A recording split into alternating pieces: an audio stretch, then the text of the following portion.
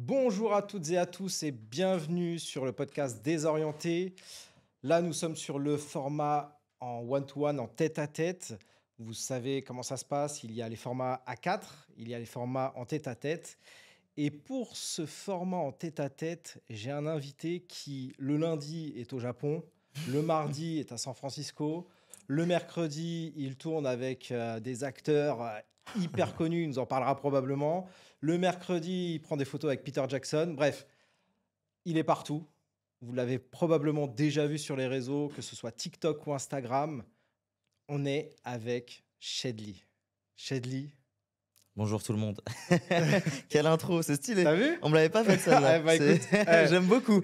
j'ai improvisé. Et dis-toi qu'il y a un an, t'aurais pas pu dire tout ça. Parce C'est que vrai. j'étais ni allé au Japon, j'avais ni rencontré Peter Jackson, ni Norman Reedus, ni personne. T'as C'est fait, incroyable. T'as fait tout ça en un an? Tout ça en un an, ouais. Et si je Incroyable. te dis ce que je fais le 4 juillet, alors là, Ah, je sais pas si tu peux spoiler ou. ouais, Quoique, il sortira pas avant. il sortira pas avant, Focus. ça va. Ouais. Non, normalement, une petite interview avec James Gunn. Ah ouais? Ouais, ça va être stylé. Pour ceux qui savent pas, il fait le nouveau Superman. C'est aussi de Suicide Squad et les Gardiens de la Galaxie. Incroyable. Dinguerie. Ah, dinguerie. Et sur Paris? Ouais, ça va être à Paris, ouais. Dans tes locaux Non, ça va être au Bristol, ouais, c'est l'hôtel où il y a les interviews, etc., des célébrités et tout. Incroyable. Ouais, ça va être sympa. Ah ouais. Et là, récemment, tu étais avec Aaron Taylor Johnson, c'est ça? Ouais, et Jodie Comer Et Jodie pour Comer. 28 ans plus tard, ouais. Je Incroyable. sais pas si vous avez vu la vidéo, mais ils ont fait. Parce que Shedly est aussi un créateur de contenu et enfin, tu proposes des nouvelles trends toutes les semaines. Ouais, ouais, Quasiment. quasiment, ouais. Là, on a un tout nouveau concept qui a déjà été viral, etc. Ouais. Et puis, t'en as un nouveau que je prépare, ça va être marrant. Et il y avait ces deux acteurs de C'est ça. 28 ans plus tard. Ouais, ouais, ouais, Ça, exactement. franchement, quand j'ai vu la vidéo, je me suis dit, waouh, délire. Ouais, ça a pris de court beaucoup de personnes, mais j'étais trop content. Je voulais absolument faire participer, tu sais, les personnalités qu'on n'a pas l'habitude de voir sur mon contenu, bah, dans mon contenu, et ça, c'était trop cool, ouais. Et ils avaient l'air vachement cool. Ouais, super. Les deux incroyables. Les deux Franchement, incroyables. je les ai sentis, mais très. J'ai eu beaucoup de chance jusqu'à présent. Toutes les rencontres que j'ai faites, elles étaient incroyables et tout le monde a été super cool, que ce soit les réalisateurs, les acteurs, les producteurs. Donc franchement, soit c'est de la chance, soit ils sont juste trop gentils, c'est comme ça. Ou alors c'est toi qui les mets à l'aise, ou tu.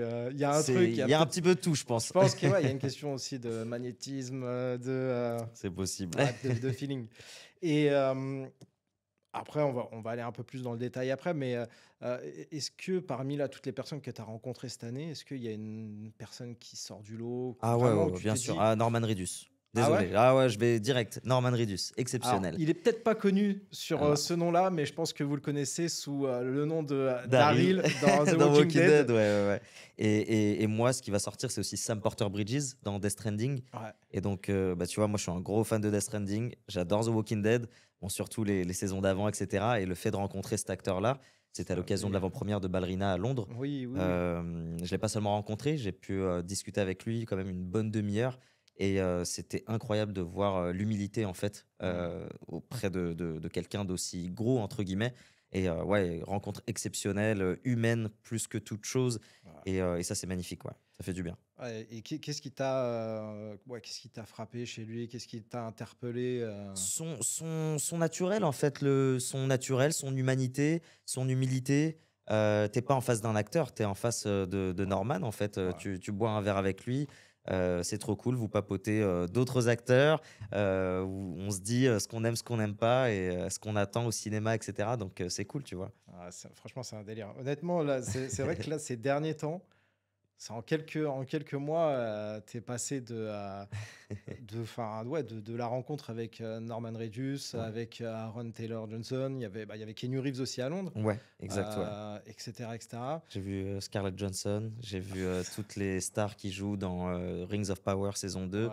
C'est exceptionnel. Et j'ai aussi interviewé, tu sais, Bong Joon-ho, qui a fait Oui, oui, Parasite, oui, et donc là, effectivement, Mickey oui. 17, et là, prochainement, James Gunn. En fait, je dis ça, bien évidemment, en toute modestie. Ce qui est important de noter, c'est que je viens d'avoir aussi 30 ans.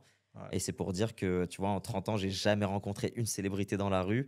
Et en un an, j'ai rencontré quasiment tous les Avengers.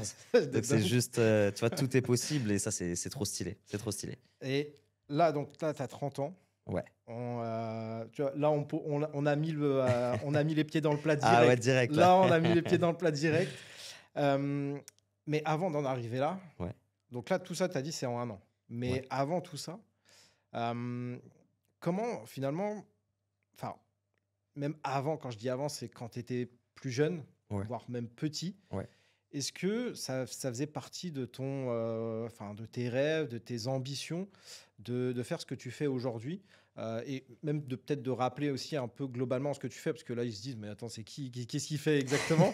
Ils rencontrent toutes ces personnalités, mais Ouais. voilà, donc voilà, de recontextualiser et faire un Back to the Future Carrément, en carrément. Bah, avec 1980. plaisir, j'aime beaucoup raconter mon histoire parce que je pense qu'elle peut en inspirer beaucoup. Ouais, Et ouais. j'aime aussi l'écouter. Encore une fois, je dis ça en toute humilité, mais il faut à un moment donné accepter son histoire et être fier de Mm, ce que tu dois raconter de toi-même.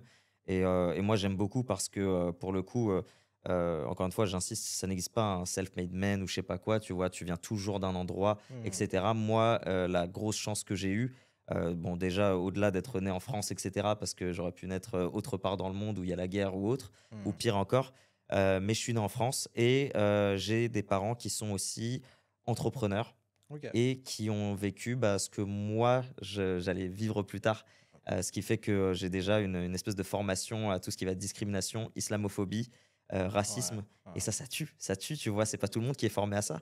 Parce Mm, que je pense sincèrement que si j'avais pas eu tout ça, j'aurais pu finir dealer, j'aurais pu braquer une banque, j'aurais pu finir en prison, mm. j'aurais pu choisir des shortcuts, j'aurais pu choisir tu sais, bah, La le dark facilité. side, en fait, Ouais. finalement, ouais, le mauvais côté de la force, entre guillemets, tu vois.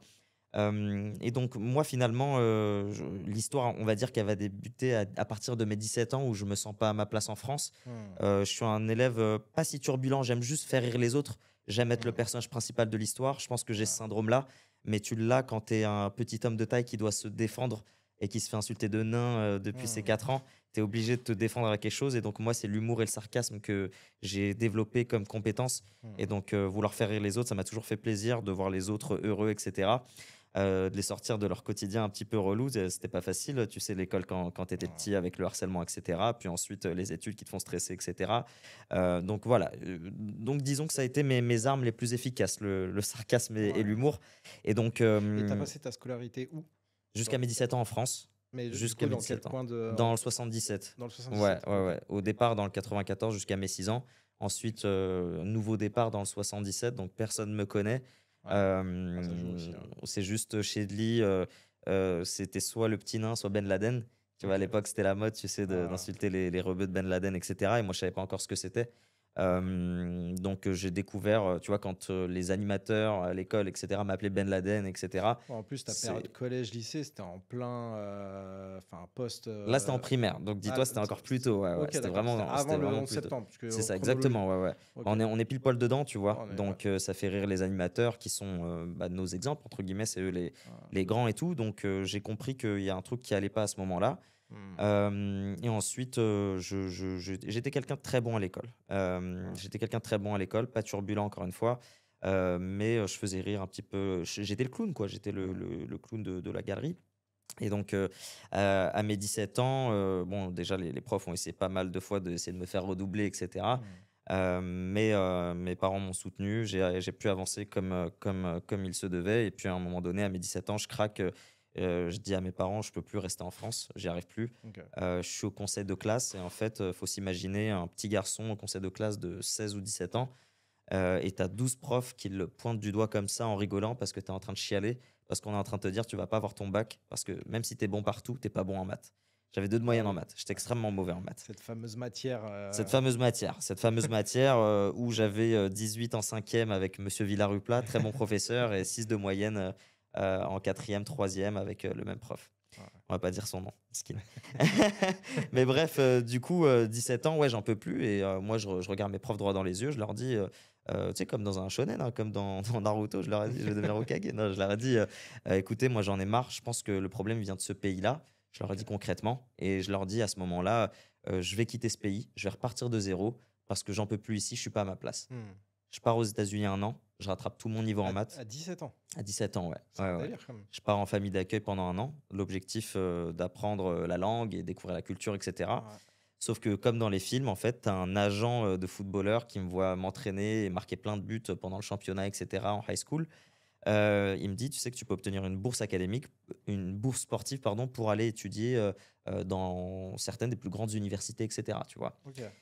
Donc Ah, ça, j'arrive, c'est vraiment comme dans les films, comme dans les films, vraiment comme dans les c'est, films. Le c'est mec, il Roberto était, ouais, ouais, il était qui sur un arbre comme ça, le mec avec une casquette et cetera. Il s'approche de moi et tout, mais dinguerie. Du coup, bah, j'ai pas payé ses services vu qu'il demandait beaucoup d'argent, mais par contre, j'ai pris son idée et je suis parti postuler moi-même auprès des plus grandes universités américaines. OK, ah ouais. Donc j'ai Ah, parce envoyé qu'il mes il te demandait de l'argent pour ça? ouais, c'est un scout, ouais, c'est un agent. En Ouais, gros, d'accord, tu le ouais. payes genre 2 000 balles OK. et lui, il te trouve, une université qui va t'offrir une bourse. OK, ouais, donc du coup, tu t'es dit, J'ai pas 2 000 balles, «J'ai pas je 2 vais 000 faire tout €». seul. OK. Merci pour l'idée, c'est gentil. Et à ce moment-là, je pars en quête, d'une université parce que clairement, je suis très bien, en Géorgie, à Atlanta. J'ai envie de rester aux États-Unis, OK. donc je vais tout faire pour y rester maintenant.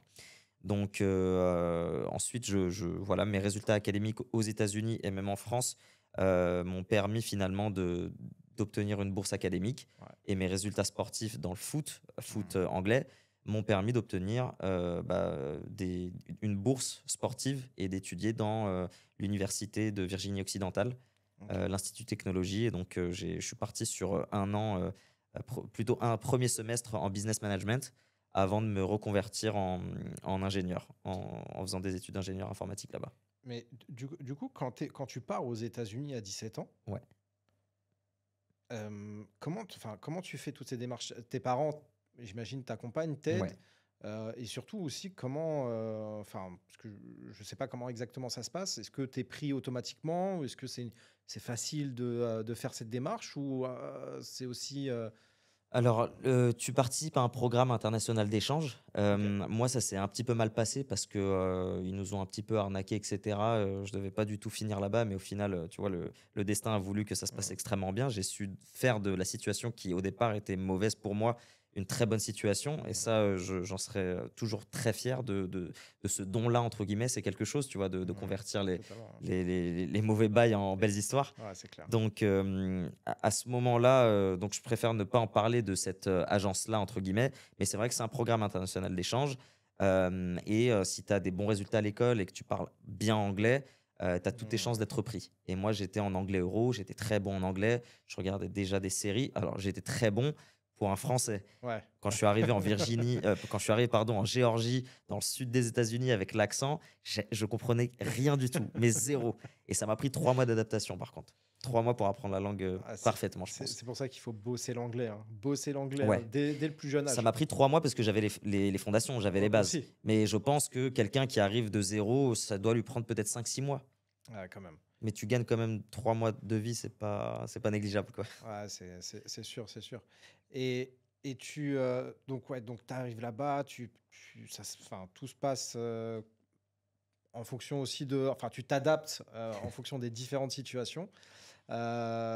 Tu parlais aussi de ce diplôme d'ingénieur. Ouais. Comment ça se passe, ces études? Est-ce que tu ressens la même, parce que tu parlais qu'en France, il y avait, cette forme de discrimination, Ouais. tu étais souvent pointé du doigt. Aux États-Unis, comment ça se passe à ce niveau-là? Je vais parler pour moi-même parce que je Ouais, ne ouais, peux ouais. parler que de mon expérience personnelle. Je n'ai jamais rien vécu de discriminant ou de raciste aux États-Unis d'Amérique.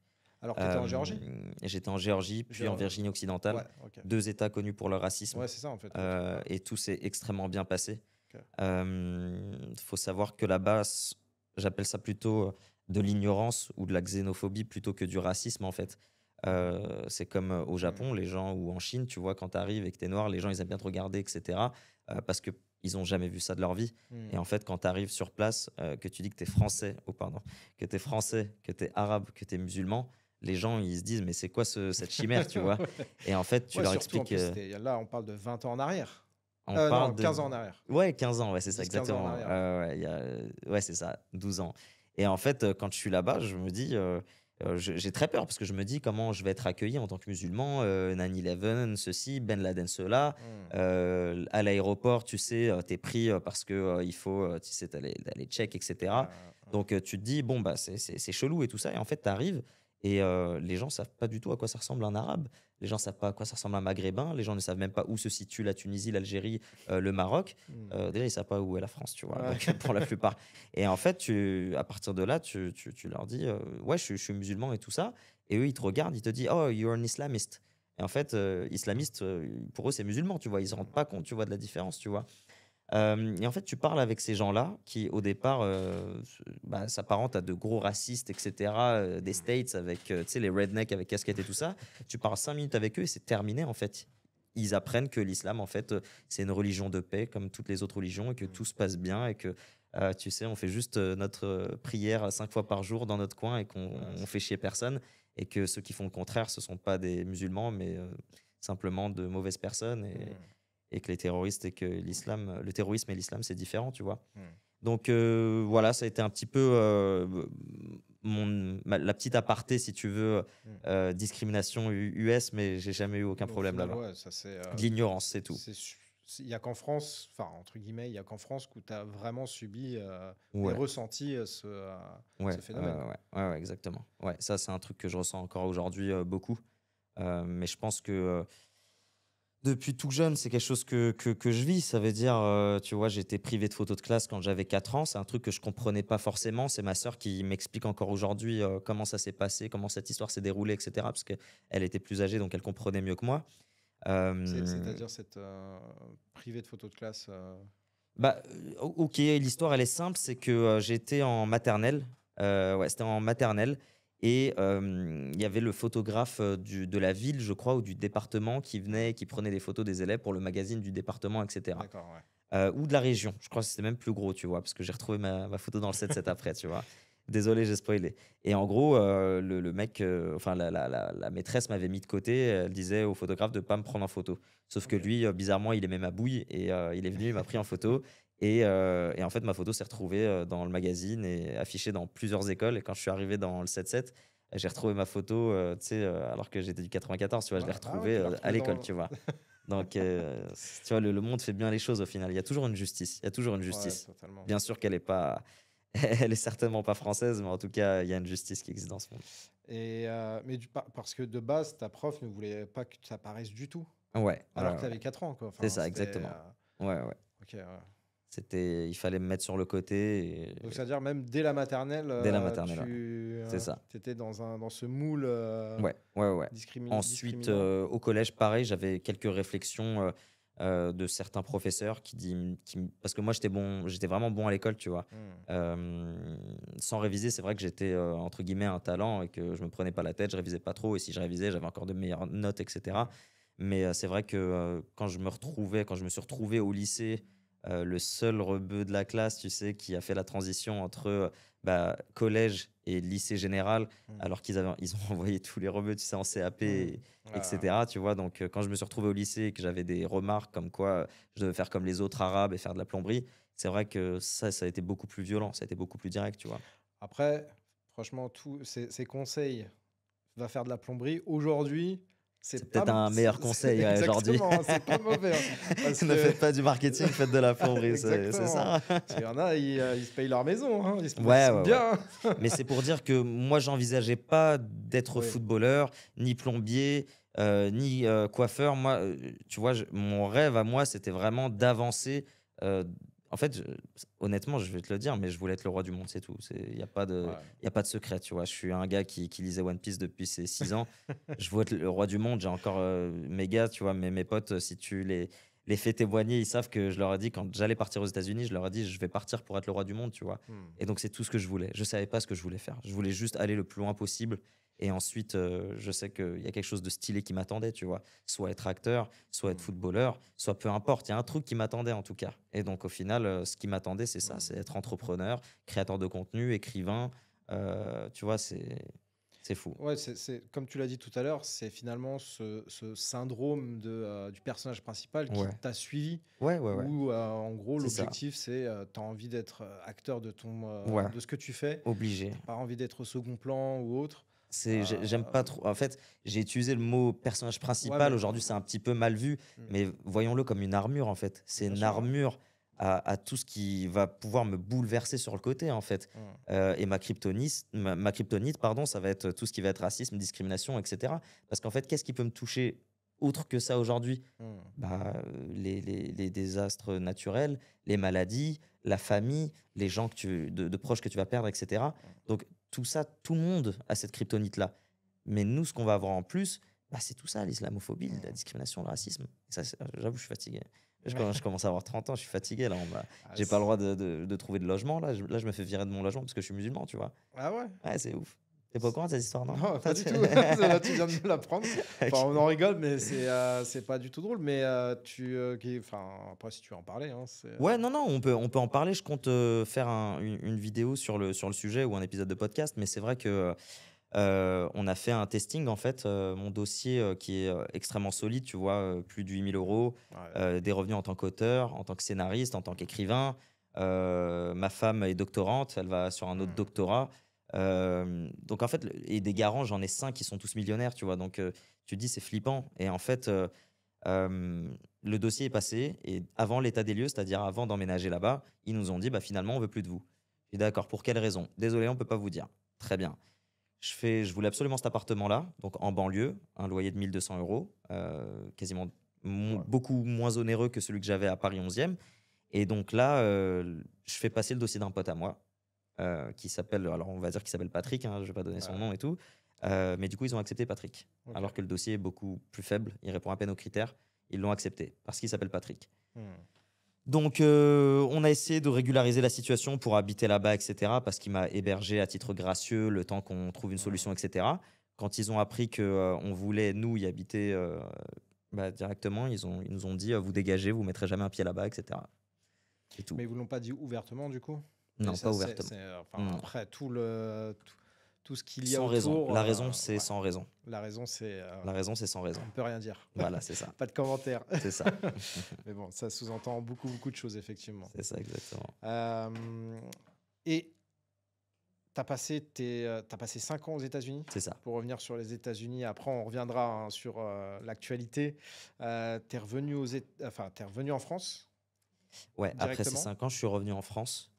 Et, Le et choc. j'ai. Ouais, en fait, si on revient un petit peu au niveau des États-Unis, donc moi, j'ai eu mon diplôme d'ingénieur là-bas. Mhm. J'ai eu beaucoup d'expérience pro parce que j'étais développeur. Du coup, j'ai développé pas mal d'applications qui sont sorties pour des clients en Arabie Saoudite, au Koweït, etc. J'ai eu une belle expérience à l'international à partir des États-Unis. Dont J'ai aussi. T'avais Lancelot, c'est ça? Non, Ça, c'était après, ouais. c'était après. Ouais, ouais, D'accord, ouais. ok. En parallèle, j'ai aussi eu, j'ai eu un boulot au sein du gouvernement américain. Ok. Donc c'est ça qui est ouf, tu vois, c'est le petit rebeu de France qui va travailler pour le gouvernement américain et tout ça. Alors qu'en France, la meilleure offre d'emploi que j'ai eue, c'est faire de la plonge à prêt à manger, tu vois. Ça, c'est vraiment storytelling de ouf, tu vois. Mais et Le choix, il est vite fait quand même. c'est clair.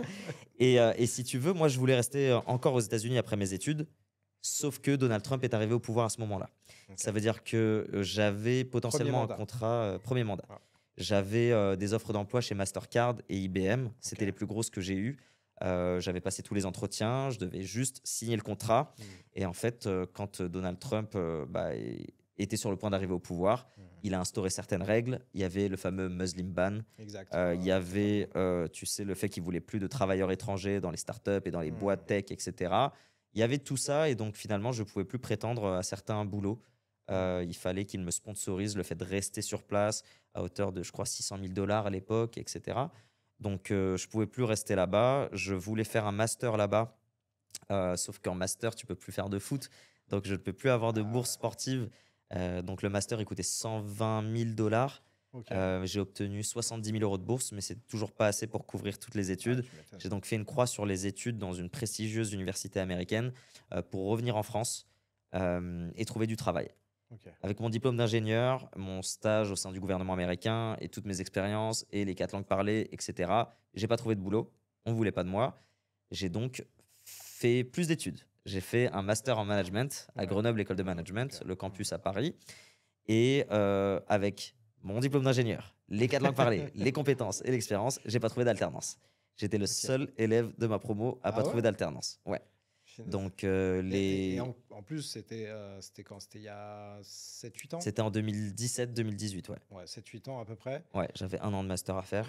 Et, Et, plus, et- là, il y avait moins, pardon, il y avait moins de concurrence Ah oui, qu'aujourd'hui. oui, oui, bien sûr. C'est-à-dire que l'alternance, c'était pas non plus hyper démocratisé. Ouais, donc il y surtout sur un avait, profil aussi atypique que le mien, aussi technique, etc. c'était, J'aurais pu vraiment m'intégrer sur ouais. beaucoup de sujets. totalement. Et donc, ouais, j'étais le seul de la promo à pas trouver d'alternance. Quand eux passaient 2-3 entretiens et qu'ils avaient direct, moi j'étais à une 70aine. quasiment. Et Mmh. mon dernier entretien était horrible. C'était chez Allianz. J'étais parti à la Défense, j'ai oublié mon portefeuille, je me suis retrouvé coincé dans un parking, il faisait 1 milliard de degrés. La RH me dit que ça s'est super bien passé. Même pas 5 minutes après être sorti, je reçois le mail, vous n'avez pas été accepté. Et j'ai juré à ce moment-là que plus jamais de ma vie je passerai un entretien. Mmh. J'ai monté ma société le lendemain et voilà quoi.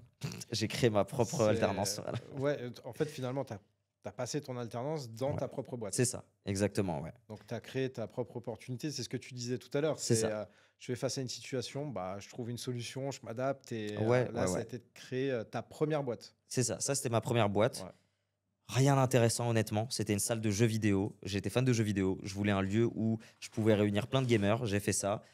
Ça a plutôt bien fonctionné. On en a ouvert une deuxième, mais c'était pas aussi lucratif que ce que je voulais et aussi pas aussi amusant que je voulais. Je suis ingénieur. Je veux être dans le dev. Je veux mettre les pieds dans le plat dans la tech. Je veux créer une startup. J'ai fermé mes salles de jeu. J'ai créé une application qui faisait la même chose. Réunir les joueurs en ligne. Hmm. On a développé ça pendant quelques années. On lève 300 000 euros auprès d'investisseurs. Oui. Ouais.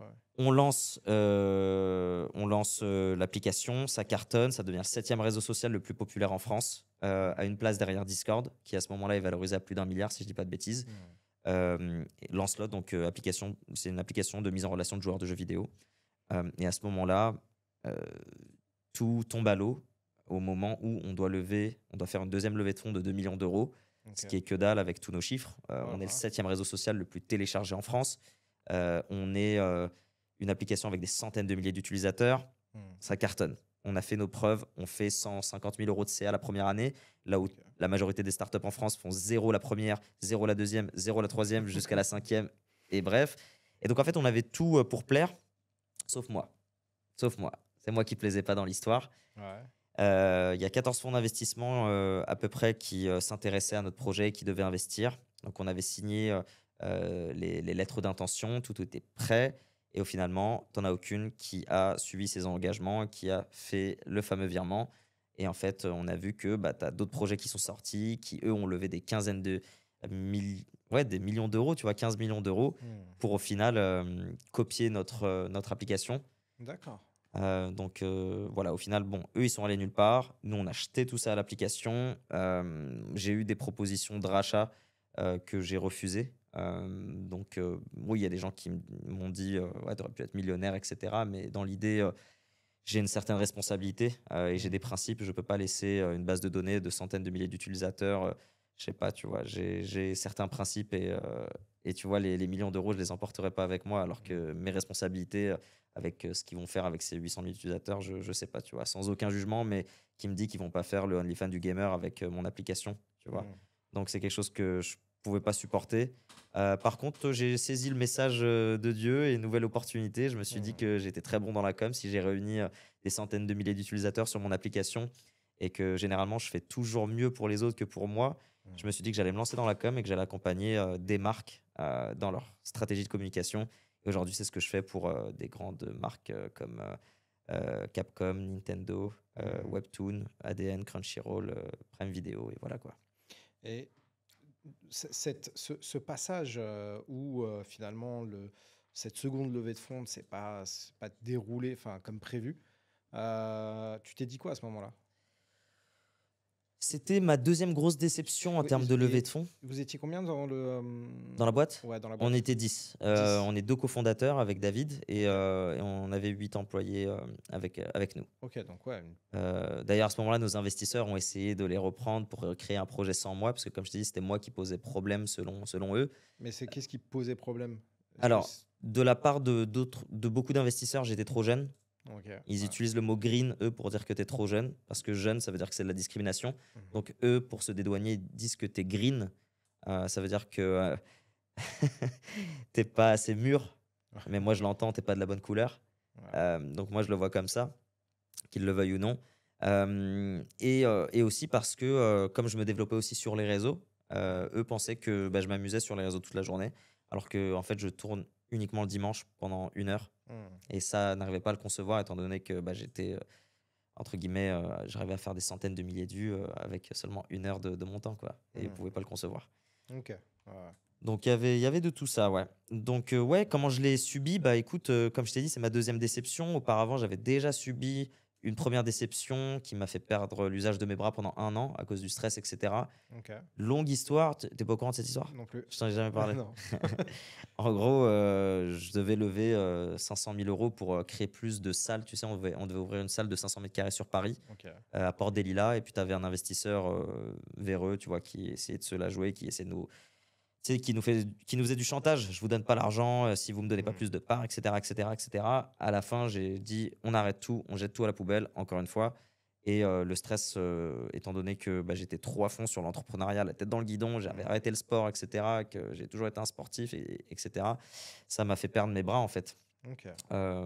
6 ans de douleurs chroniques, sur les bras, ça montait jusqu'au cou. Et en fait, ça, je l'explique très souvent, mais ce qui m'a soigné, c'est ce qu'on appelle la biologie émotionnelle. C'est un mec qui m'a regardé droit dans les yeux, qui m'a dit: «Arrête de trouver des solutions», parce que j'avais suivi une cinquantaine d'autres traitements qui n'avaient pas fonctionné. Il m'a regardé, il m'a dit: «Trouve le problème à la solution». Et donc, il a un petit peu Ouais, ouais. rebranché mon cerveau, Exact, ouais. et il m'expliquait qu'en fait, c'est mon cerveau qui refusait, qui dictait à mon poignet d'arrêter d'attraper les objets, parce que je ne savais pas lâcher prise, et donc c'est pour ça qu'il me Mmh. bloquait les poignets. Pareil pour les coudes, pareil pour l'épaule. Bref, il avait une histoire pour tout.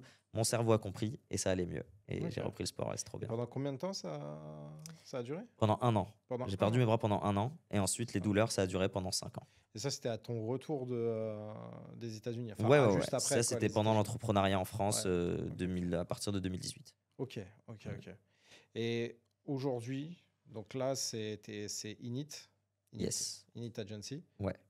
Hem, donc comme tu as dit, vous travaillez avec, Capcom, Nintendo, Yes. et cetera, et cetera. Qu'est-ce que tu peux, voilà, nous dire sur l'agence, sur ce que vous faites, sur, combien vous êtes? Ouais, carrément. Et aussi à quel point finalement ce moment te tient, enfin cette agence voilà, te tient à cœur. Ouais, carrément. Bah, tu vois, comme tu l'as dit, tu me demandais comment j'avais subi la fin de Lancelot. Je Ouais, l'ai subi comme une bénédiction. ouais, Ça veut ouais. dire que j'avais pas le temps de pleurer. Oui, j'ai perdu 10 millions d'euros, Mm, mais j'ai pas le temps de pleurer. mm. Je suis encore en vie. J'ai mes bras, donc je vais y aller à C'est fond, ça, tu vois? ouais. En fait, je sais ce que c'est de perdre des bras, donc perdre 10 millions d'euros à côté, c'est que dalle, tu vois? Mm, Donc j'y vais à fond, je suis bon en communication. Je vais reprendre contact avec toutes les marques avec qui j'ai travaillé en tant que créateur de contenu. mm. Je vais voir ce que j'ai dans le réseau, je vais contacter plein de marques et je leur dis: «Laissez-moi faire votre com. Je suis un créateur de contenu, j'ai des millions d'abonnés, je sais faire des millions de vues, je m'en occupe». Et j'ai commencé avec des marques de plus en plus grosses, et aujourd'hui, je Quelle est travaille. la première marque qui t'a dit oui? Ah, je sais pas. Honnêtement, je m'en rappelle plus. J'ai aussi ce syndrome de, je m'en fiche de c'est quand le premier, c'est quand Ah le ouais, dernier. Ah ouais, ouais, je me ouais. prends jamais la tête sur ça. Je suis pas, aussi, émotionnel et sentimental sur, Ouais, sur super. ça, parce que je sais que c'est des choses que c'est «futile» entre guillemets. Mm. Je me rappellerai du plus gros, ticket peut-être que j'ai vendu, mais peut-être pas du Ouais, premier, tu vois? ok, ok. Et surtout que, bah, l'aventure, elle a pas forcément démarré à un point A. En fait, elle a démarré depuis le début, entre guillemets. Elle a démarré depuis bien longtemps, sous différentes formes, tu vois? Comme des Lego. Ouais, ouais, c'est un assemblage C'est ça. de tout ton parcours Ouais, finalement. exactement, ouais.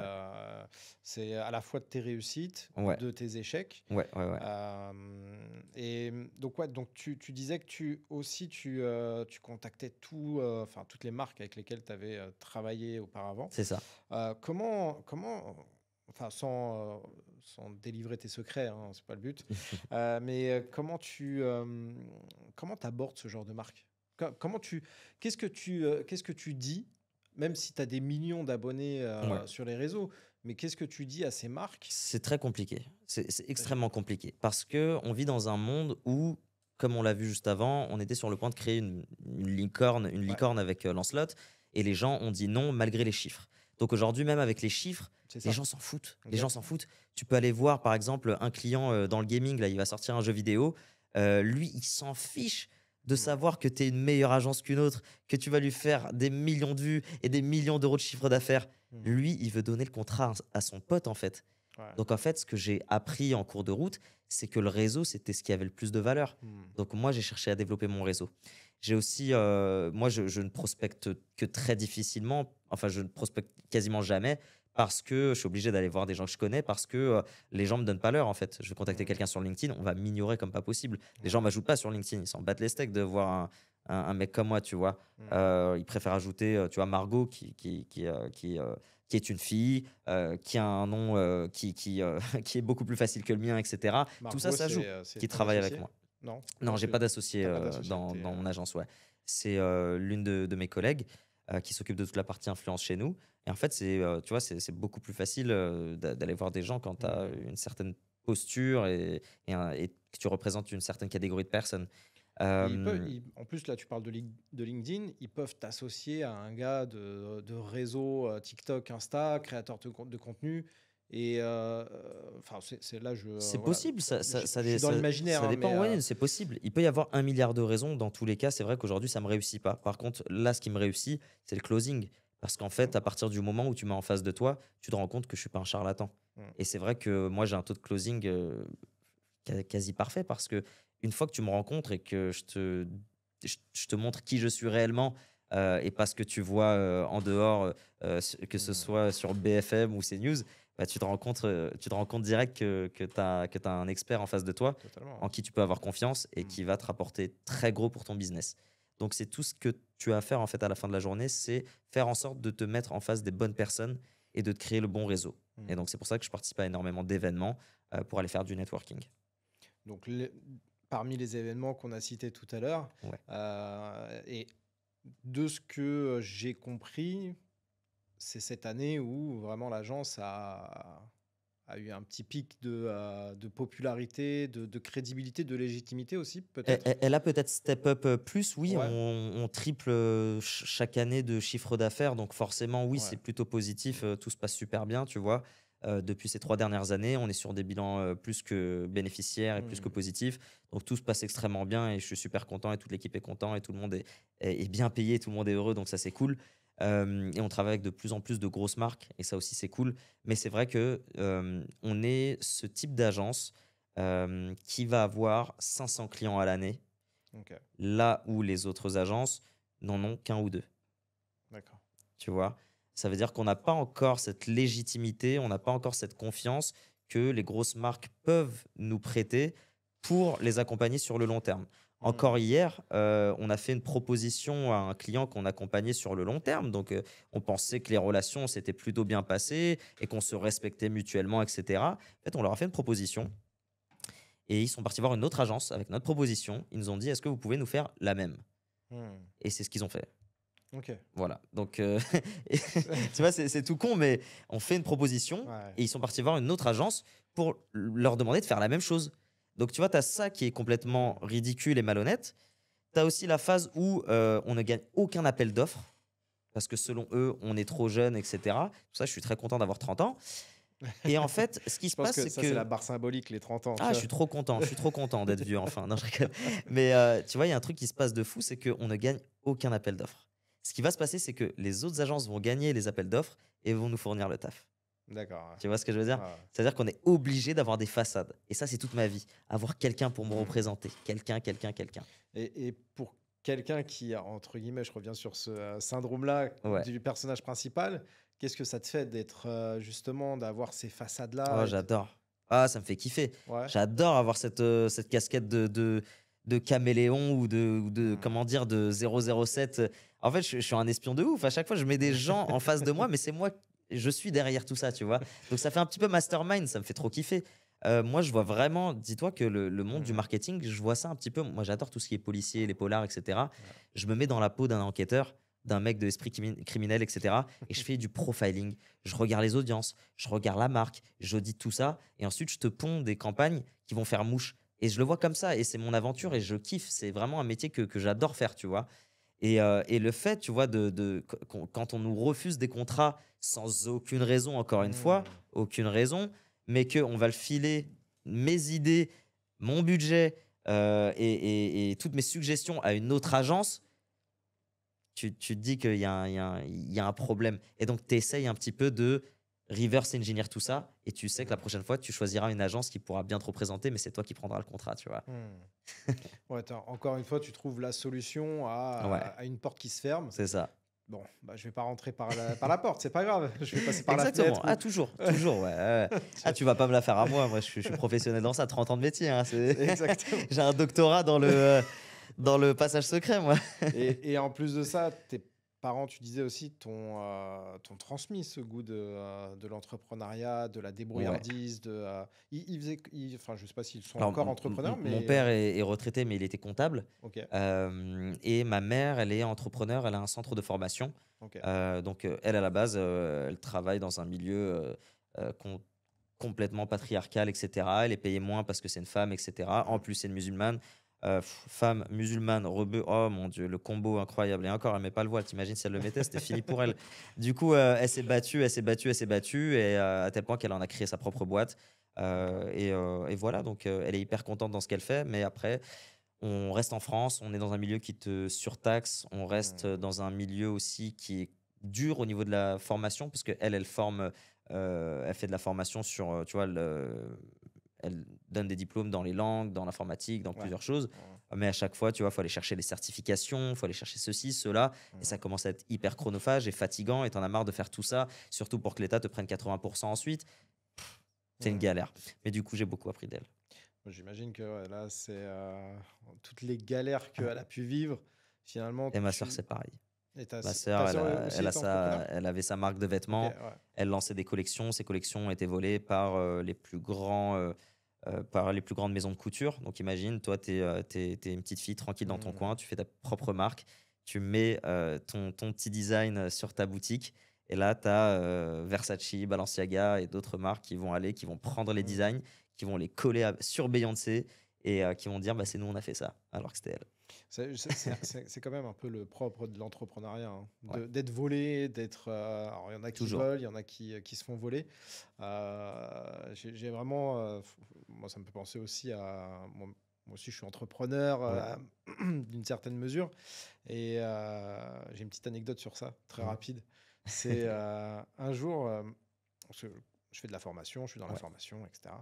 Et un jour, je propose une formation, prise de parole en public, et je l'ouvre à des particuliers. Ouais. Et je fais une offre, mais voilà, vraiment accessible. Et là, il y a plein de personnes qui viennent et autres. Et là, il y a un gars qui est présent. Et à chaque fois que je propose un exercice, un jeu, quelque chose, il me dit, tiens, tu peux m'en dire un peu plus sur comment tu as fait, nanani, nanana, les objectifs, blablabla, etc. Tu vois, il prend des notes, il prend des notes, il prend des notes. Je me dis, ah, putain, il est à fond, quoi. 2 semaines après, je suis invité à Mantes-la-Jolie dans une association. Et c'était sur l'orientation scolaire en plus. Et il y avait plusieurs ateliers. Et là, il y avait un atelier de prise de parole. J'arrive, je vois ce gars Ah qui ouais. est en train de faire l'atelier et qui est en train de reproduire exactement ce que je lui avais fait lors de la formation. Et en gros, j'avais eu écho que il avait repris, pas que chez moi d'ailleurs, il avait repris toutes les techniques, tout le déroulé pédagogique des différentes personnes et il reproduisait ça un peu partout sans avoir construit quoi que ce soit. Bon, après, c'est minime par rapport à ce que... Mais tout le monde le vit mais à sa manière, tout en le monde le fait. vit à sa manière, exactement. En fait, c'est très difficile de se protéger, de protéger des idées, etc. C'est C'est ça. celui ouais, c'est celui qui va le plus vite Et, qui gagne. et on le voit aussi avec, Les contenus. avec les contenus. Ouais, Tu vois, enfin, il y a pas mal de contenus que j'ai vu d'abord chez ouais, toi ouais, avec toute ton équipe. ouais, ouais. Je passe un petit coucou à Célim au passage. Euh, et que j'ai revu à l'after, à Ouais, l'after-foot, ouais, que j'ai revu sur des émissions hyper connues, ouais. repris voilà, des personnes Mais très c'est célèbres pire que ça, ouais. En fait, si euh, tu veux, et nous. qui se le réapproprient. Ah Il oui, y en bien a qui sûr, se le ouais, ouais, ouais. Ouais, ouais, réapproprient, qui c'est vont un délire. l'utiliser, le monétiser surtout. Ouais. Moi, je pense notamment à Jeff, qui est de mon équipe, qui a créé vraiment des concepts ultra viraux sur les réseaux sociaux.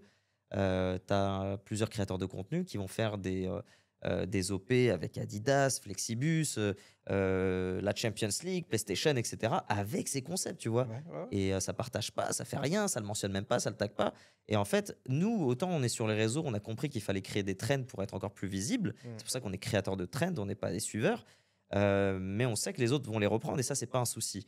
Mais s'il vous plaît, la Juventus de Turin, quand vous faites des OP avec Jeep pour des contrats à des dizaines de millions d'euros, il faut au moins nous mentionner. Vous pouvez pas reprendre nos concepts comme ça et, et aller faire Mais des thunes sur notre dos. mais c'est ça qui est dingue, c'est que c'est repris par des grosses marques. Ouais, ouais, ouais. On parle de. Tu vois, il y a que très peu de marques. Peut-être deux marques seulement en l'espace de 5 ans qui sont venues nous voir et qui nous ont dit de venir tourner avec elles nos concepts. D'accord, ouais. Seulement deux. Et la deuxième, c'était il y a 2 semaines. Tu vois ce que je veux dire? C'est-à-dire Ouais. qu'en 5 ans, on peut dire qu'il n'y en a qu'une seule. Et c'est ouf de dire qu'aujourd'hui, bah, tu as des grosses boîtes comme.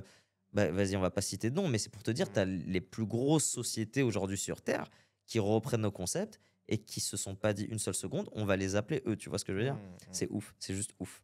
Ouais, parce que vraiment, le nombre de concepts que vous avez lancés, bon, je ne sais pas si ça se compte en dizaines, vingtaines. Ouais, ça peut se compter en dizaines, ça c'est sûr. Mm. Mais ensuite, ouais, ça a été repris par beaucoup de gens. Tu vois, t'en as un qui a été fait par Will Smith, Cristiano Ronaldo, Mbappé, des trucs qui ont fait le tour du monde, Neymar, etc. Et même Neymar et Mbappé, tu vois, on n'a même pas tourné avec eux. C'était un autre créateur de contenu qui a fait le concept avec eux, tu vois. Et ça, D'accord, ouais. tu vois, moi, aucun regret, tu vois. Mon compte est une usine à concept pour aller les vendre aux marques, donc ça, c'est pas un souci.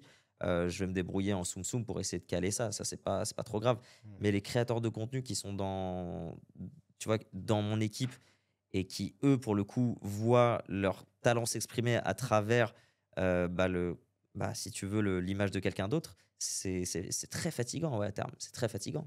Franchement, C'est frustrant. c'est frustrant. Ouais, C'est frustrant. D'un côté, tu te dis, bon, bah, c'est c'est le moi jeu. qui inspire le monde, quoi, tu vois. Ah oui, c'est sûr, c'est sûr. Ouais, Tu voulais ouais, être ouais. maître du monde, roi du monde, là, Ah en quelque sorte, c'est le cas. ouais. Ouais. Mais effectivement, il n'y a pas la reconnaissance derrière. Et est-ce que justement, durant ce parcours, en parlant de reconnaissance, ou même d'inspiration, on peut parler des deux, euh, quelle, quelle, enfin, quelle place tu laisses à la reconnaissance de manière très générale? Et est-ce qu'il y a des personnes qui t'ont inspiré, ou est-ce que tu as fait des rencontres hyper inspirantes qui t'ont vraiment marqué et amené jusque là où tu es finalement? Pareil que pour la question du est-ce que tu te souviens de ton premier contrat? Ouais. Mes premières bonnes rencontres ou les meilleures rencontres, etc., c'est un truc auquel je prête pas forcément attention. Mm. C'est vrai que ça peut paraître ultra égocentrique, mais je vais quand même le dire. C'est vrai que je suis très fier d'avoir pu compter sur moi-même dans beaucoup d'aspects de Mm. ma vie, tu vois. Mm. Il n'y a que mes parents qui ont été là pour moi, il n'y a que mes frères et sœurs qui ont été là pour moi. Et ça s'arrête là. J'ai toujours, comme je l'ai déjà dit et je le redirai, je me suis jamais mis dans cette position où comment dire, j'ai demandé de l'aide et jamais personne ne m'a tendu la main, tu vois. Mm. Ça fait 5 ans que je fais de la création de contenu, ça fait 5 ans que je fais des millions de vues, des milliards pardon, de vues, aujourd'hui des milliards. J'ai jamais un Squeezie ou un Rebeu des Terres ou un Amine m'a tué qui m'a calculé ou quoi que ce soit, tu vois. Donc moi, j'ai toujours fait tout ça tout seul, que ce Mm. soit la création de contenu. Pareil dans l'entrepreneuriat, j'ai toujours tout fait tout seul. Tu me demandes comment, tu vas me dire, mais peut-être, oui, mais Chélie, tu as levé 300 000 euros, tu as levé des fonds, tu as des investisseurs, etc. Bordel, si je vous raconte comment j'ai fait. Ah ah, ça aussi, j'ai dû passer Comment t'as fait? par des passages secrets, etc. Je me suis associé à une personne qui représentait plus l'entrepreneuriat français que moi, tout Ok. simplement. On va dire les choses Une comme ça. façade. Voilà, une façade, encore Voilà. une fois. J'ai fait C'est encore comme une un fois, masque, tu forcément, vois. toujours. À chaque fois, c'est mon secret, ça. Mais du coup, non, donc je suis très fier de dire que aujourd'hui, je suis cette personne-là pour beaucoup de personnes qui a tendu la main et qui a ramené, Mm. qui a élevé les autres avec moi. Et aujourd'hui, c'est mortel parce que tu as une équipe fidèle, talentueuse, compétente, Mm. que tu as formée. Et ça, c'est trop bien, en fait. Ça veut dire qu'aujourd'hui, je sais sur qui je peux compter. Et ça, c'est pas donné à tout le monde. Aujourd'hui, si tu regardes les créateurs de contenu, moi qui suis dans ce milieu-là et qui vois un petit peu comment ça fonctionne dans les tournages, etc., les créateurs de contenu se détestent entre eux. Mm. Ils font ça, c'est du business. C'est comme tu vas dans ton Il taf, y a dans de la ton bureau, concurrence. tu t'aimes pas tes collègues. Bah là, c'est la même chose dans la création de contenu. Les gens ne s'aiment pas entre eux. Moi, j'ai la chance d'aimer absolument tout le monde et j'ai la chance d'être aimé par tout le monde. Et ça, c'est trop bien. Cet Mm. amour-là, c'est la chose dont je suis le plus fier. Mm. Oui, en plus, c'est vrai, dans ce que tu avances, il y a cette. Enfin, tu as formé une équipe avec laquelle tu tournes énormément. Ouais. Là, on parlait tout à l'heure de comment des acteurs de 28 ans plus tard et ainsi de suite. Tu aurais pu le faire tout seul. Oui. Mais c'est vrai, pour le coup, Ouais, tu aurais pu ouais. le faire tout Et seul, c'est ce qui m'avait été demandé au départ. mais tu as amené 4-5 Toujours. personnes avec toi, celles et ceux qui sont souvent, qui apparaissent souvent sur tes contenus. Ouais. Moi, je trouve que ça, c'est vraiment, enfin, c'est quelque chose aussi qui m'a souvent interpellé et qui est ressorti souvent. Je connais Selim, Ouais. le seul de ton équipe, et qui lui-même le met souvent en avant que voilà, tu as cette facilité Ouais. à tendre la main, à les mettre sur des bons plans Ouais. Ouais. quand il y a des possibilités. Ouais. Encore là récemment, vous étiez avec BYD, C'est ça, ouais, exactement. Ouais. samedi. Ouais, ouais, ouais. Et ça, je trouve que, comme tu l'as souligné, en fait, tout le monde ne le fait pas. Moi, je trouve que c'est vraiment stylé ce que tu fais, de Bah, pouvoir mettre en avant d'autres personnes, en fait, et ça c'est n'éteint un pas ta kiff. lumière finalement. C'est un kiff, ouais. Je pense que, comme je viens de le dire, en fait, à la fin de la journée, tu as beau être le plus gros créateur de contenu en France, si les gens autour de toi ne t'apprécient pas et que tu as du Hmm, mal à apprécier tous ceux qui sont autour de toi, tu as perdu dans le game. Alors qu'aujourd'hui, j'ai pas besoin, moi, d'être le plus gros pour avoir le plus d'amour possible, tu vois. hmm, Je pense sincèrement que je suis la personne la plus aimée au monde et que je suis la personne qui aime le plus au monde. Et le fait de conditionner mon cerveau à réfléchir, à penser et à fonctionner de cette manière-là, c'est ça qui va me garder heureux toute ma vie. hmm, Aujourd'hui, je suis capable de dire je suis heureux. Je hmm, suis vraiment, mais vraiment heureux, tu vois. Et ça, c'est pas donné à tout le monde. Aujourd'hui, tu vas faire un sondage dans la rue, les gens sont pas heureux. Les gens ne sont pas heureux. Et aujourd'hui, alors, moi, je considère que je suis privilégié de ouf parce que je suis dans une situation qui me permet d'être heureux. Mais après avoir perdu 10 millions d'euros, après avoir perdu mes bras, tu vois, je suis pas allé le chercher, je sais pas où le bonheur, tu vois. Je suis hmm. quand même allé creuser loin, tu vois. Ouais, c'est Donc, clair. non, je suis très content de ça. Et puis, oui, il m'est arrivé beaucoup de fois et Selim me fait toujours la remarque, tu donnes trop aux autres et très peu pour toi. Il me l'avait dit en 2020 et j'ai continué de ne pas écouter ce conseil. Mais aujourd'hui, le fait de donner plus aux autres, c'est ça qui me rend heureux. Et Hmm, puis, il faut pas oublier aussi, je suis croyant, ce qui fait que quand je vais donner, Dieu me donne en retour. hmm. Donc, il y a ça aussi qui me conditionne à être toujours la meilleure personne, être une meilleure personne qu'hier. Et qu'est-ce que pourrait être la suite idéale de ce que tu es en train de vivre? Comme il y a 1 an, comme il y a 15 ans, comme il y a 30 ans, l'idéal, c'est là où mon destin me mènera. Aujourd'hui, je suis très heureux comme ça. Hmm, Je suis très satisfait de la vie que j'ai, mais je vais toujours aller plus loin. Aujourd'hui, je pense que mon rêve ultime, et je devrais pas en parler parce que une belle leçon dans la vie, c'est de ne pas parler de ses projets tant qu'on les réalise pas. hmm, Mais on en a déjà parlé. Moi, c'est l'éducation. hmm, C'est l'éducation. Je pense que c'est comment dire, on en a parlé pendant tout le podcast, le racisme, l'islamophobie, la discrimination, etc. Si on veut changer les choses, il faut retourner à la base. hmm. Il faut retourner à la base. Ah, c'est clair. Et même quand je vois ce que tu fais avec ton métier, quand je te vois sur LinkedIn en train d'essayer de trouver aux jeunes des alternances, etc., ça me désole complètement quand je vais donner des interventions Hmm. dans des salles de classe et que je vois qu'il y a 90% des gars qui ne trouvent pas d'alternance en 2025, ça me désole complètement. Donc, Et pour le coup, juste, je t'interromps ouais, 30 secondes sur ça. Je le mets pas en avant sur LinkedIn et autres, mais franchement, 90% des étudiants qui me contactent euh, voilà, parce qu'ils sont en galère, ils ne trouvent pas d'alternance. mm, Franchement, c'est soit des Renois, soit des rebeux. ouais, ouais, 90%. Ça ne veut pas dire que les autres non, bien sûr, mais ouais.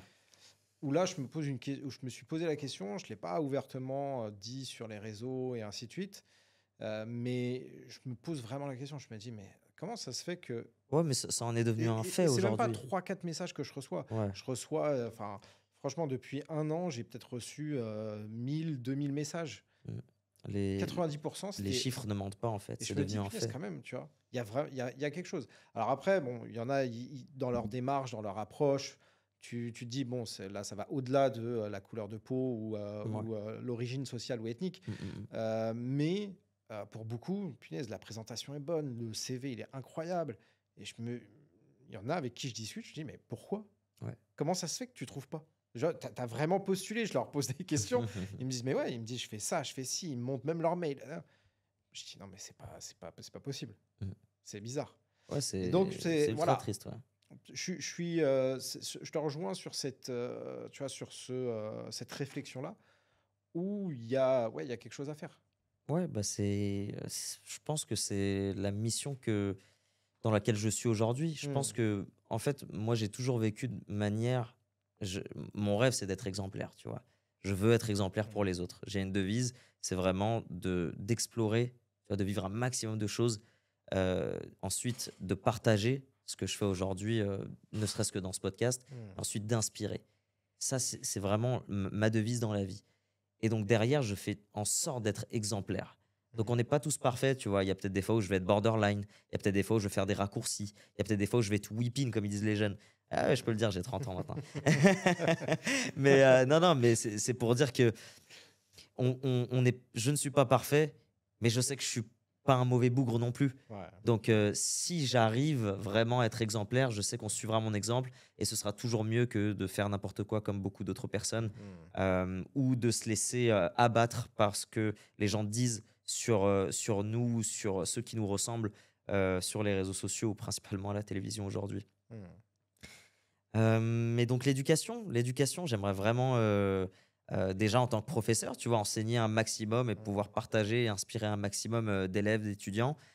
Et la deuxième étape, c'est, reformater le système scolaire, français, en fait, reformater toute l'éducation nationale. Je pense que c'est ça ma mission et tant que j'ai du cardio, je combattrai pour ça et je léguerai le flambeau à un moment donné à des gens qui ont cette mission. Mais, moi, j'ai pas peur de le dire, Hmm. on va tout faire pour briser ce système et de le recréer. Ça va pas être évident. C'est Mais clair. Et je suis pas tout seul. il y a Je toujours. t'ai-toi avec moi. Ah, bien sûr, moi je suis là, ouais. Non, mais bien, enfin, c'est vrai que l'éducation, pour moi, c'est l'enjeu principal ça devrait être l'enjeu principal de n'importe quel pays, n'importe quel Ouais, État. ouais. Quand on voit à quel point l'éducation est passée au troisième, quatrième, cinquième plan Mmh. dans les priorités gouvernementales, faut pas s'étonner qu'aujourd'hui, bah, ça part en cacahuète dans certains endroits, Mmh. que certains jeunes se dépriment, se suicident, partent aussi en cacahuète ou partent tout court aussi, partent ailleurs. Ouais. D Tu as fait l'expérience, toi, il y a 15 ans. Ouais. Il y en a plein qui le font Mmh. aujourd'hui. Enfin, il y a 15 ans, je pense que c'était vachement. Enfin, c'était rare. Tu étais parmi les seuls à le faire. Ouais. Aujourd'hui, c'est un peu plus récurrent. Euh, mais c'est problématique. C'est problématique qu'aujourd'hui, en France, on, qu'on aille à l'école sans avoir au moins un minimum de certitude sur son avenir, un minimum de confiance, Ouais. que ce soit sur ce qu'on va apprendre, que ce soit sur ce que l'on peut finalement, ce que l'on peut découvrir. Aujourd'hui, on a envie de fuir l'école, et alors, ça fait des années qu'on a envie de la fuir cette école, alors que honnêtement, l'école c'est un lieu où on devrait kiffer la vie, Ouais, mais tu vois, que ce soit en études supérieures, au lycée ou au collège. même moi à 30 ans, moi, c'est un rêve de reprendre les études, tu vois. Moi, j'adorerais reprendre des études avec Mm. des bons professeurs et de partir, d'apprendre des choses, etc. Moi, je suis fan de la théorie plus que de la pratique. Donc, moi, j'ai toujours aimé les longues études. J'ai Mm. beaucoup aimé mes études, sauf mon master. Mais mon diplôme d'ingénieur que j'ai passé aux États-Unis, c'était trop bien. J'ai tellement appris et Aux j'ai appris des États-Unis, meilleurs. aux États-Unis, ça devait être incroyable. Est-ce que tu as vu la différence entre les profs américains et les profs Ah, rien à français? voir. Là-bas, on fait des cours avec des docteurs en ingénierie informatique. On apprend de personnes qui sont parties au MIT. On apprend de personnes qui ont travaillé chez Microsoft et Apple et de très grosses boîtes. Donc, Hmm. ça fait rêver. En France, tu es là, quatrième meilleure école de commerce, ok. Sixième meilleur diplôme en Europe, ok. consultant, alternant, de je sais même pas quelle boîte de consulting de je sais pas quoi, qui vient avec des photocopies comme ça, c'était complètement ridicule. C'est pour ça que j'allais quasiment jamais en cours, c'était abusé. Ouais. C'est abusé. Et les élèves de la promo, s'ils voient ça, ils le savent. Il y a des fois, c'est moi qui enseignais à certains profs. C'était ridicule. Hmm. En fait, bref, tu vois, en France, j'ai l'impression qu'on est vraiment dans un cycle. En fait, c'est plus le serpent qui se mord la queue, c'est vraiment. En fait, tu es dans une boucle infernale, tu es dans un genjutsu. J'ai l'impression Itachi il est en train de me rentrer des épées dans le ventre H24. Mais en fait, c'est terrible. On te dit de bien travailler à l'école pour trouver un bon taf. Tu travailles bien à l'école, tu trouves pas de taf. On te dit de te lancer dans l'entrepreneuriat et créer ton propre taf. Je me suis créé mon propre taf. On me refuse des opportunités alors que je ramène des chiffres et je suis capable de faire meilleur que les autres. Je fais de l'argent maintenant grâce à l'entrepreneuriat. Je ne peux pas habiter où je veux. Je veux habiter en banlieue. Je ne suis pas en train de te dire je veux habiter dans le 16e arrondissement de Paris. J'ai compris que j'avais pas ma place là-bas. Mais est-ce que je peux habiter dans le 9-4 comme tout bon arabe qui se respecte? Laissez-moi tranquille, bordel de merde. Désolé. Mais c'est fatigant. Franchement, c'est épuisant. Et en fait, à 30 ans, c'est épuisant. Franchement, tu arrives à 30 ans, tu te manges ça, c'est fatigant. En plus, en parallèle, tu as d'autres soucis dans la vie, tu vois. Tu as les darons et les tantes, etc., qui commencent à tomber malades. Tu as la grand-mère qui tient plus. C'est fatigant. Et en même temps, on est en train de te dire, sors de chez toi, en fait. Sors de chez toi. Si ça, c'est pas un signe pour te dire, en fait, barre-toi de ce pays, tu vois.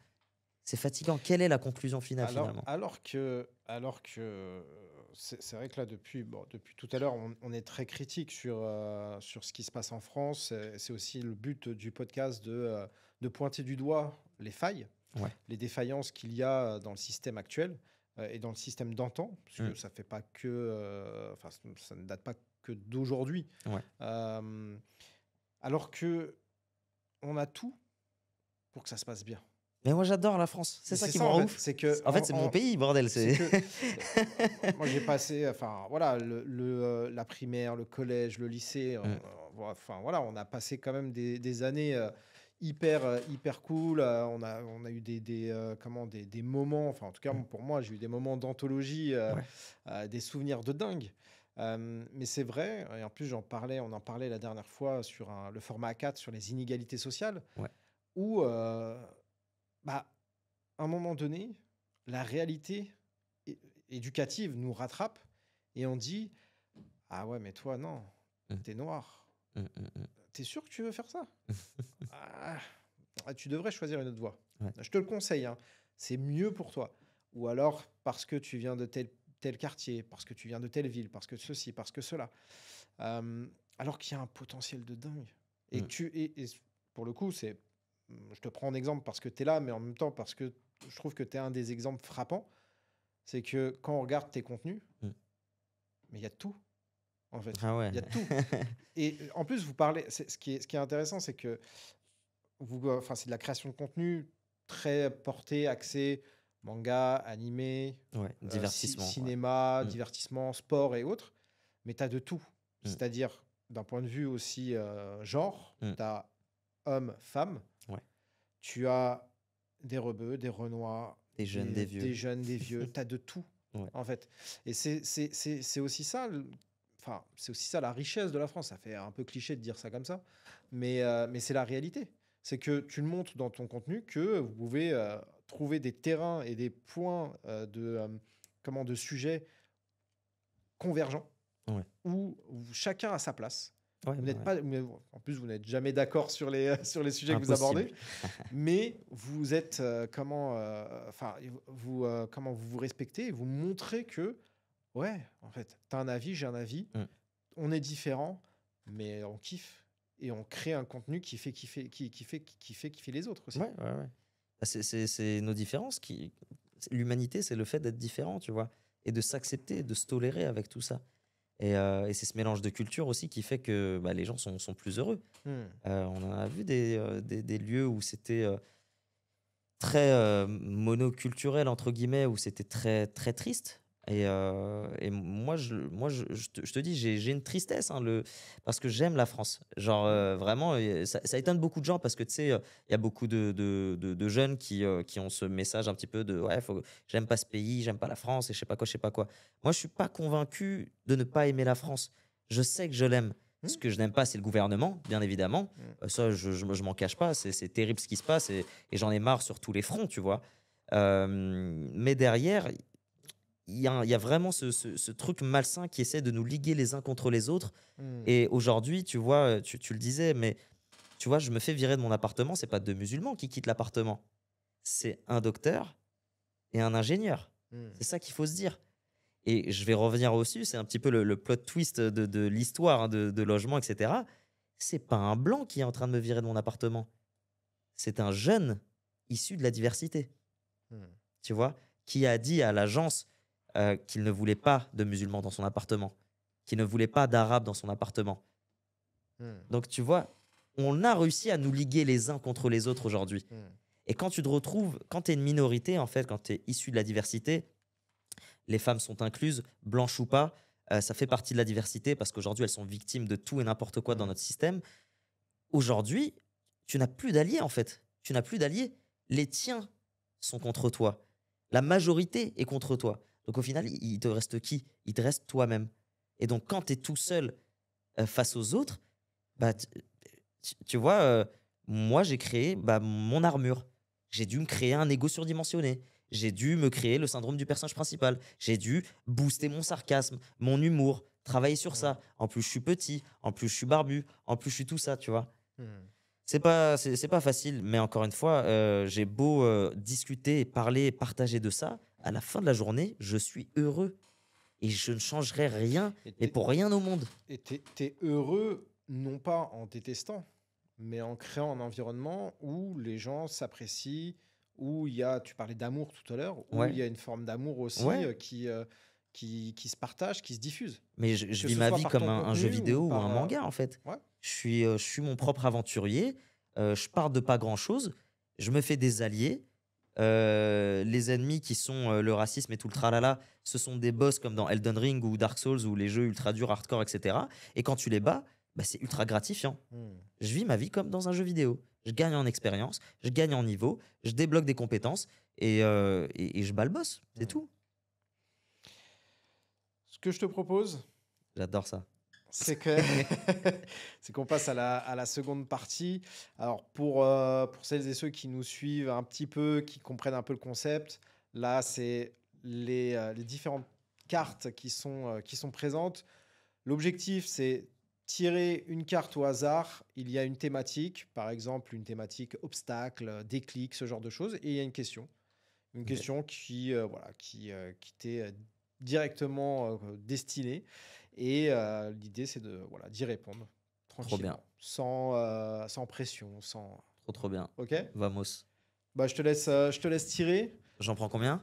Juste une pour Une l'instant. seule. Et Allez. après, t'en tireras une autre si... Je peux regarder? Ouais, vas-y, vas-y. Et je la lis à voix haute? Vas-y. Allez, let's go. Ok. Ah, Accès bloqué. comme par Magnifique. hasard. Magnifique ça. Comme par Accès hasard. bloqué. Un choix que tu pensais réservé à d'autres. Ouais. Mon Dieu. C'est quoi? C'est pas On fait l'a- exprès. Hein. On l'a déjà dit. C'est pas fait exprès. Depuis tout à l'heure, on parle de ça. Non, je Je te rigole. jure. Ok. Un choix que tu pensais réservé à d'autres. Pour changer un petit peu, parce que c'est vrai qu'on a pas mal discuté de tout ça, Hmm. je vais revenir à mes 14 ans. Ouais. Moi, j'aime bien réaliser, j'aime bien avoir des rêves et les réaliser. Mhm. Et l'un de mes rêves, c'était d'être acteur. Et à 14 ans, j'étais acteur. C'est un truc qu'on ne sait pas beaucoup sur moi. Ok. Mais entre 14 et 16 ans, j'étais dans certains films, dans certains clips aussi d'artistes. Ok. J'avais des premiers, seconds rôles, des fois de la figuration, etc. Mhm. Mais ça, je ne savais pas que... Je pensais que c'était réservé aux autres. Mais finalement, j'ai pu me débloquer cette opportunité. À une Ok. époque où tu n'as pas encore les réseaux, Internet n'est pas aussi Mhm. développé que maintenant, etc. À ce moment-là, je me débrouille, j'envoie des photos de moi que je vais prendre avec une caméra toute pétée, des photos portraits en pied, tout ce qu'ils demandaient pour les castings, etc. Je vais sur casting.fr et je réponds à tout le monde et je toque aux portes des gars des castings, des boîtes de production, etc. Je vais même voir des étudiants en école de ciné qui vont présenter au Festival de Cannes et je Ok. leur présente mon profil et ça match et bah, je séchais les cours pour aller tourner dans des Tourner films, des etc., quoi. Tu tourné dans quel film?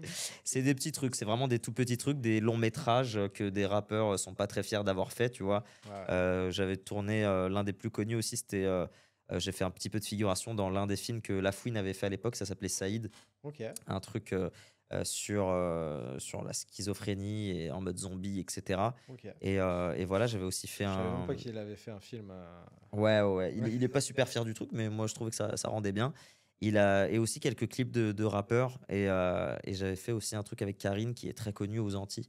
OK, Et voilà. incroyable. Et donc j'ai vu que c'était pas fait pour moi. Alors ouais, du coup, ouais, Ouais, non, j'ai trouvé ça sympa comme expérience. Après, je me dis, tu sais, un moment. Ah oui, bah, écoute, celle-là, elle est belle, l'anecdote. À un Mmh. moment donné, j'étais tout jeune et je devais tourner dans un court-métrage. Et il y a un mec, il voulait me forcer à fumer une cigarette. D'accord, ouais. Il m'a dit, écoute, à la base, c'était pas du tout ce qui était prévu. Je devais jouer le premier rôle, etc. Il a vu un jeune arriver, etc. Il m'a dit, écoute, finalement, le premier rôle, c'est quelqu'un d'autre qui l'a, mais tu peux jouer le rebeu de cité si tu veux. Littéralement, il m'a dit ça, hein. Et moi, je Mmh. comprenais pas encore ce que ça voulait dire. J'avais vraiment 14 piges, tu vois, même pas Mmh. encore. La barbe était pas encore si développée que ça. Et en fait, il m'a dit, ouais, il faut que tu fumes, sinon t'as pas le rôle.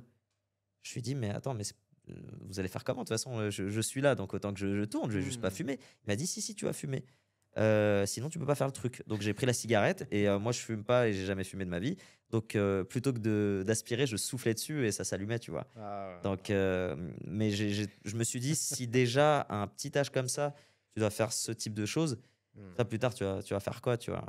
C'est vrai que le cinéma, c'est un monde à part quand même. Ouais, C'est de l'extérieur, c'est ouf. ouais, ouais, ouais. Mais finalement,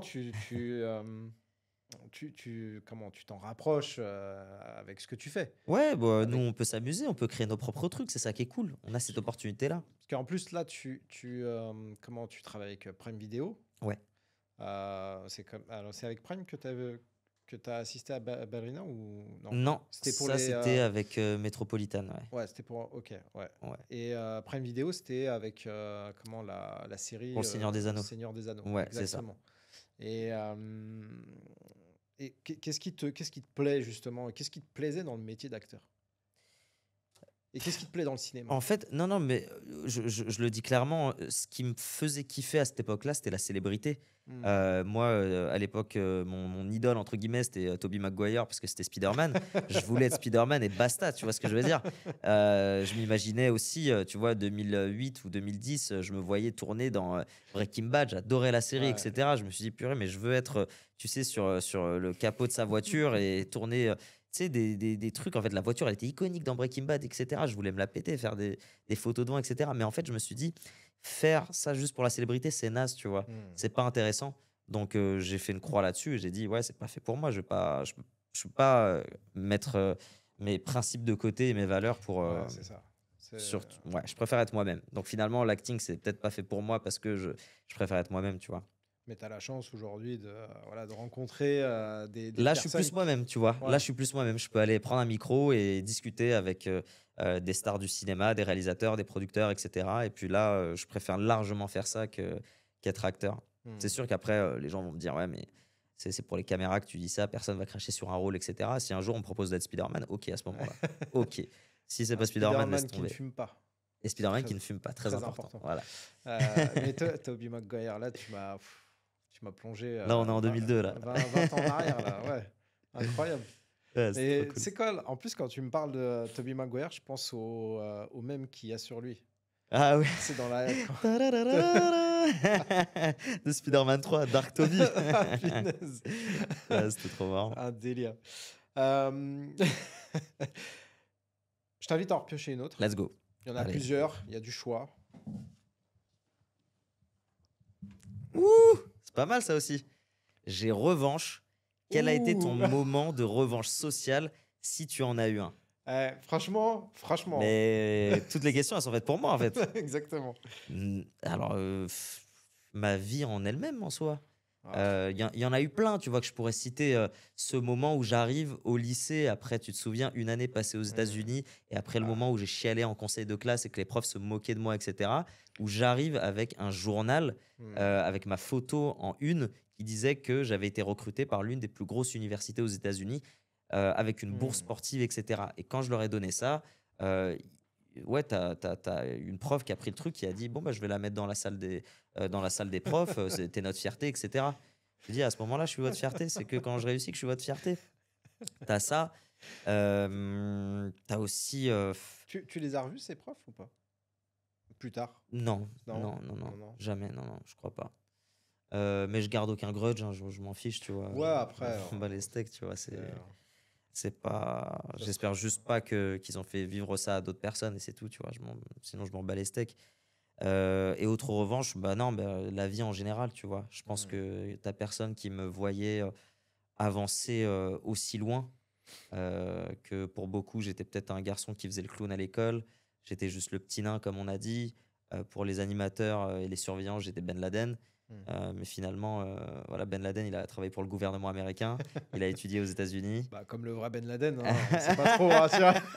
Mais tu vois, au final, j'ai retourné la situation et j'ai fait des trucs de ouf. Et ouais, peut-être que c'est ça. On attendait de moi à ce que je devienne comme Ben Laden. Mais au final, je suis le terrorisme de la lumière et je suis le rebeu qui étudie, qui fait de longues études, qui crée des sociétés et qui aujourd'hui cherche un logement. Si vous avez des pistes.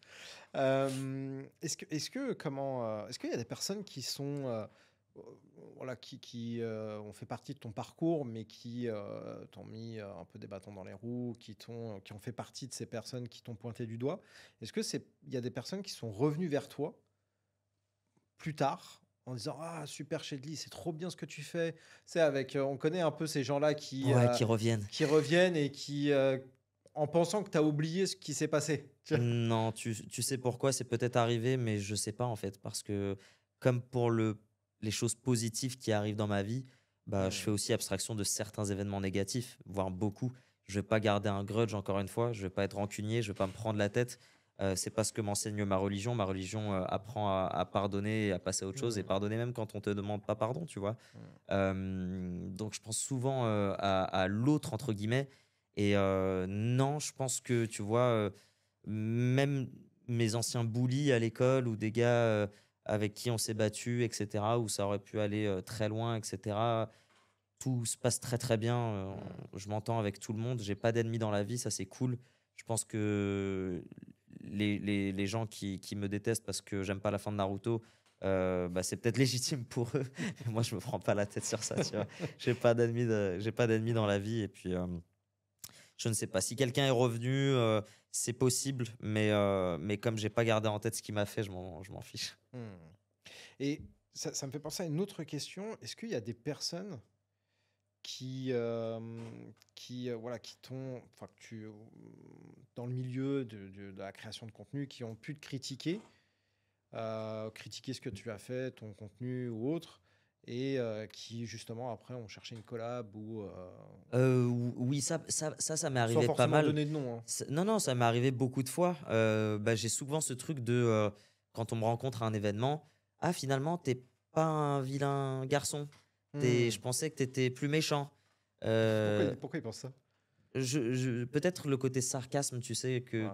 que j'utilise en vidéo, ou le côté humour, et cetera, ou le fait aussi que je critique certaines des œuvres qui ont marqué l'enfance de beaucoup de personnes, Hmm. même si je pense que Naruto a plus marqué moi que beaucoup d'autres personnes. Mais mais du coup, ouais, des trucs tout bêtes, mais tu vois, si je dis que j'aime pas un truc, tu as quelqu'un qui va me critiquer et dire: «Ouais, lui, c'est un mauvais gars, regardez, il aime pas, Boruto, c'est un gamin», et cetera. Bref, et au final, ça m'est aussi arrivé avec beaucoup d'abonnés que je rencontre dans la vraie vie, qui me Hmm. disent, «Ah moi j'aime pas», ah celle-là elle est intéressante, elle revient très souvent, c'est, «À la base, je t'aime pas, mais maintenant que je t'ai rencontré, je t'aime bien parce que», et je demande pourquoi et on me dit: «Parce que tu trop hautain en vidéo». Ouais, Et je quand vois. je demande ce que c'est hautain, on me dit, que j'utilise des mots compliqués. Ok. Donc en fait, il y a aussi ce côté où, et je pense aussi que c'est l'une des raisons pour laquelle, je ne suis pas au niveau de Robe ou d'Amine Mathieu, par exemple, même si j'ai connu un prime, énorme, à un moment donné dans ma carrière de créateur de contenu.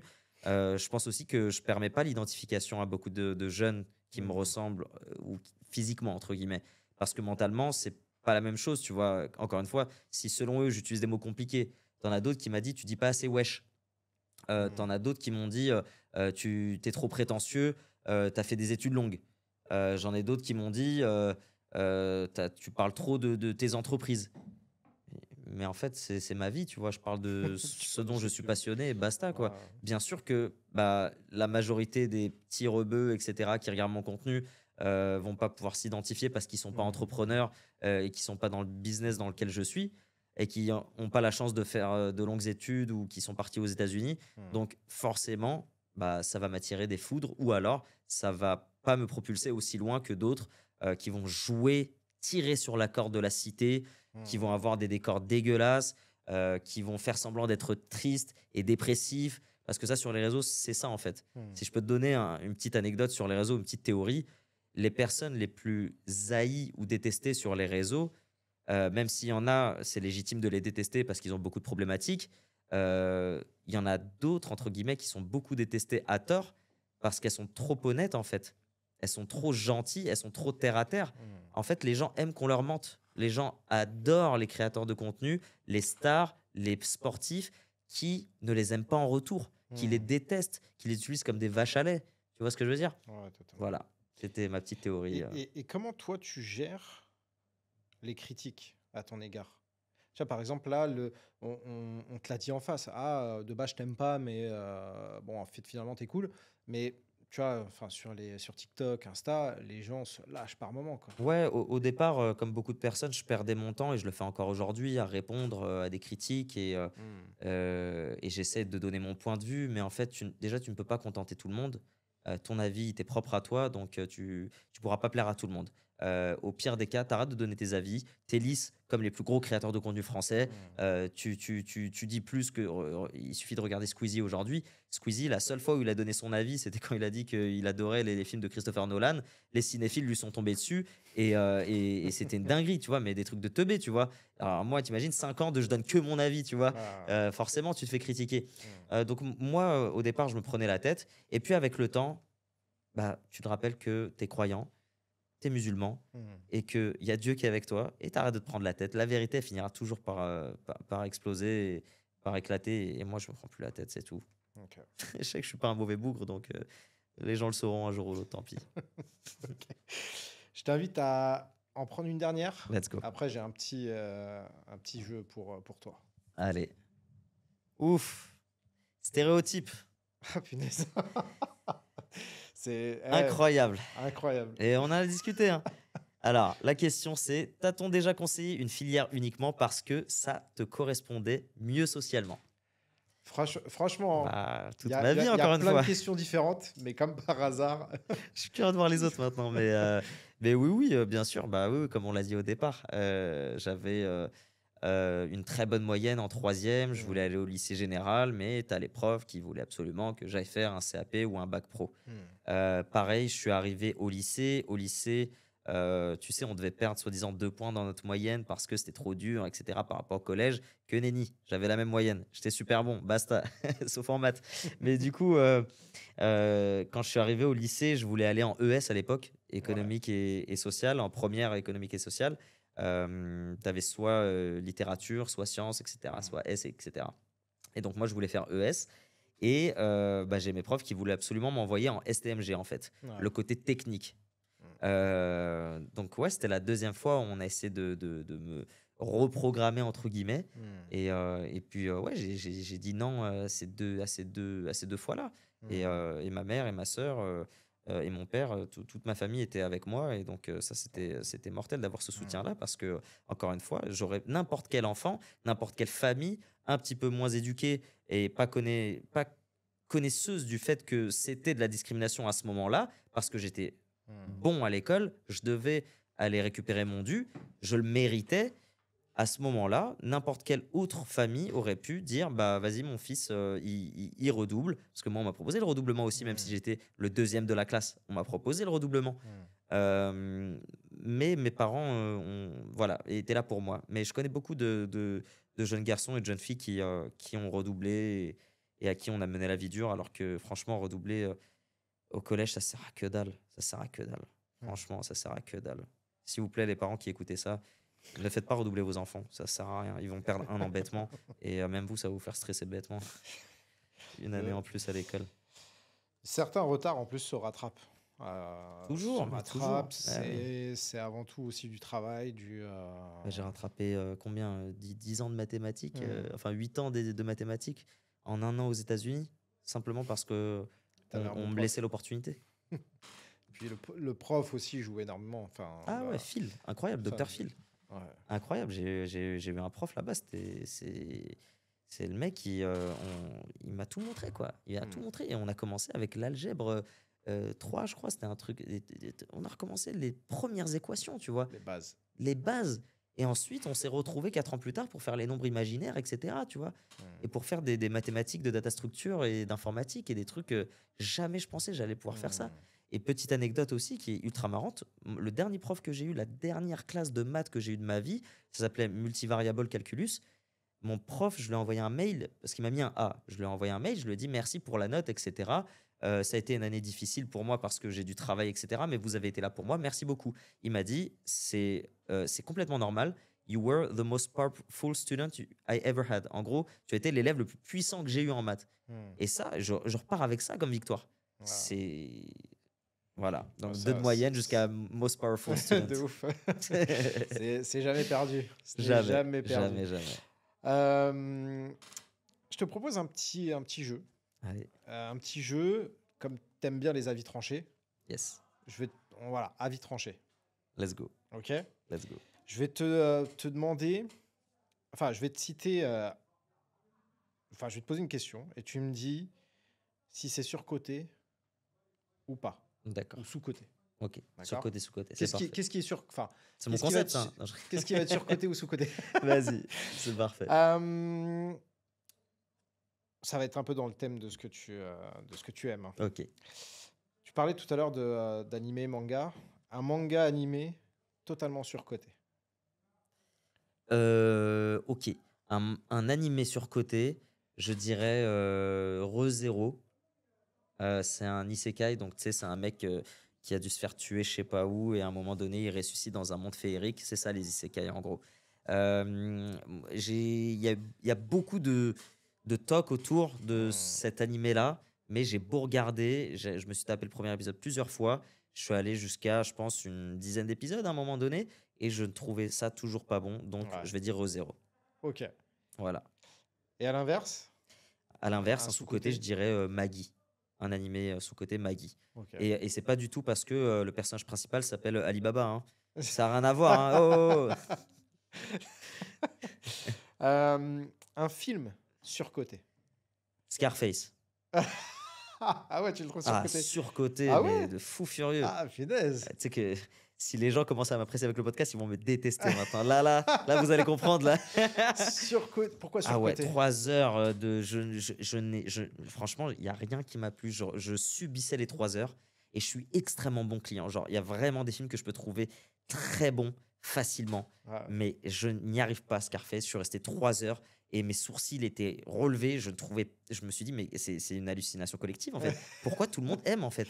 Après, il y a un Voilà, fantasme aussi autour de Scarface. ça doit être Ça a ça. été. Mm. Alors, ce qui est drôle, hein, c'est que c'est un fantasme, mais un fantasme qui n'est absolument pas compris. Ouais. Moi, je sais que dans ma classe, je me souviens d'un gars qui, lui, Tony Montana, Tony Montana, Tony Montana.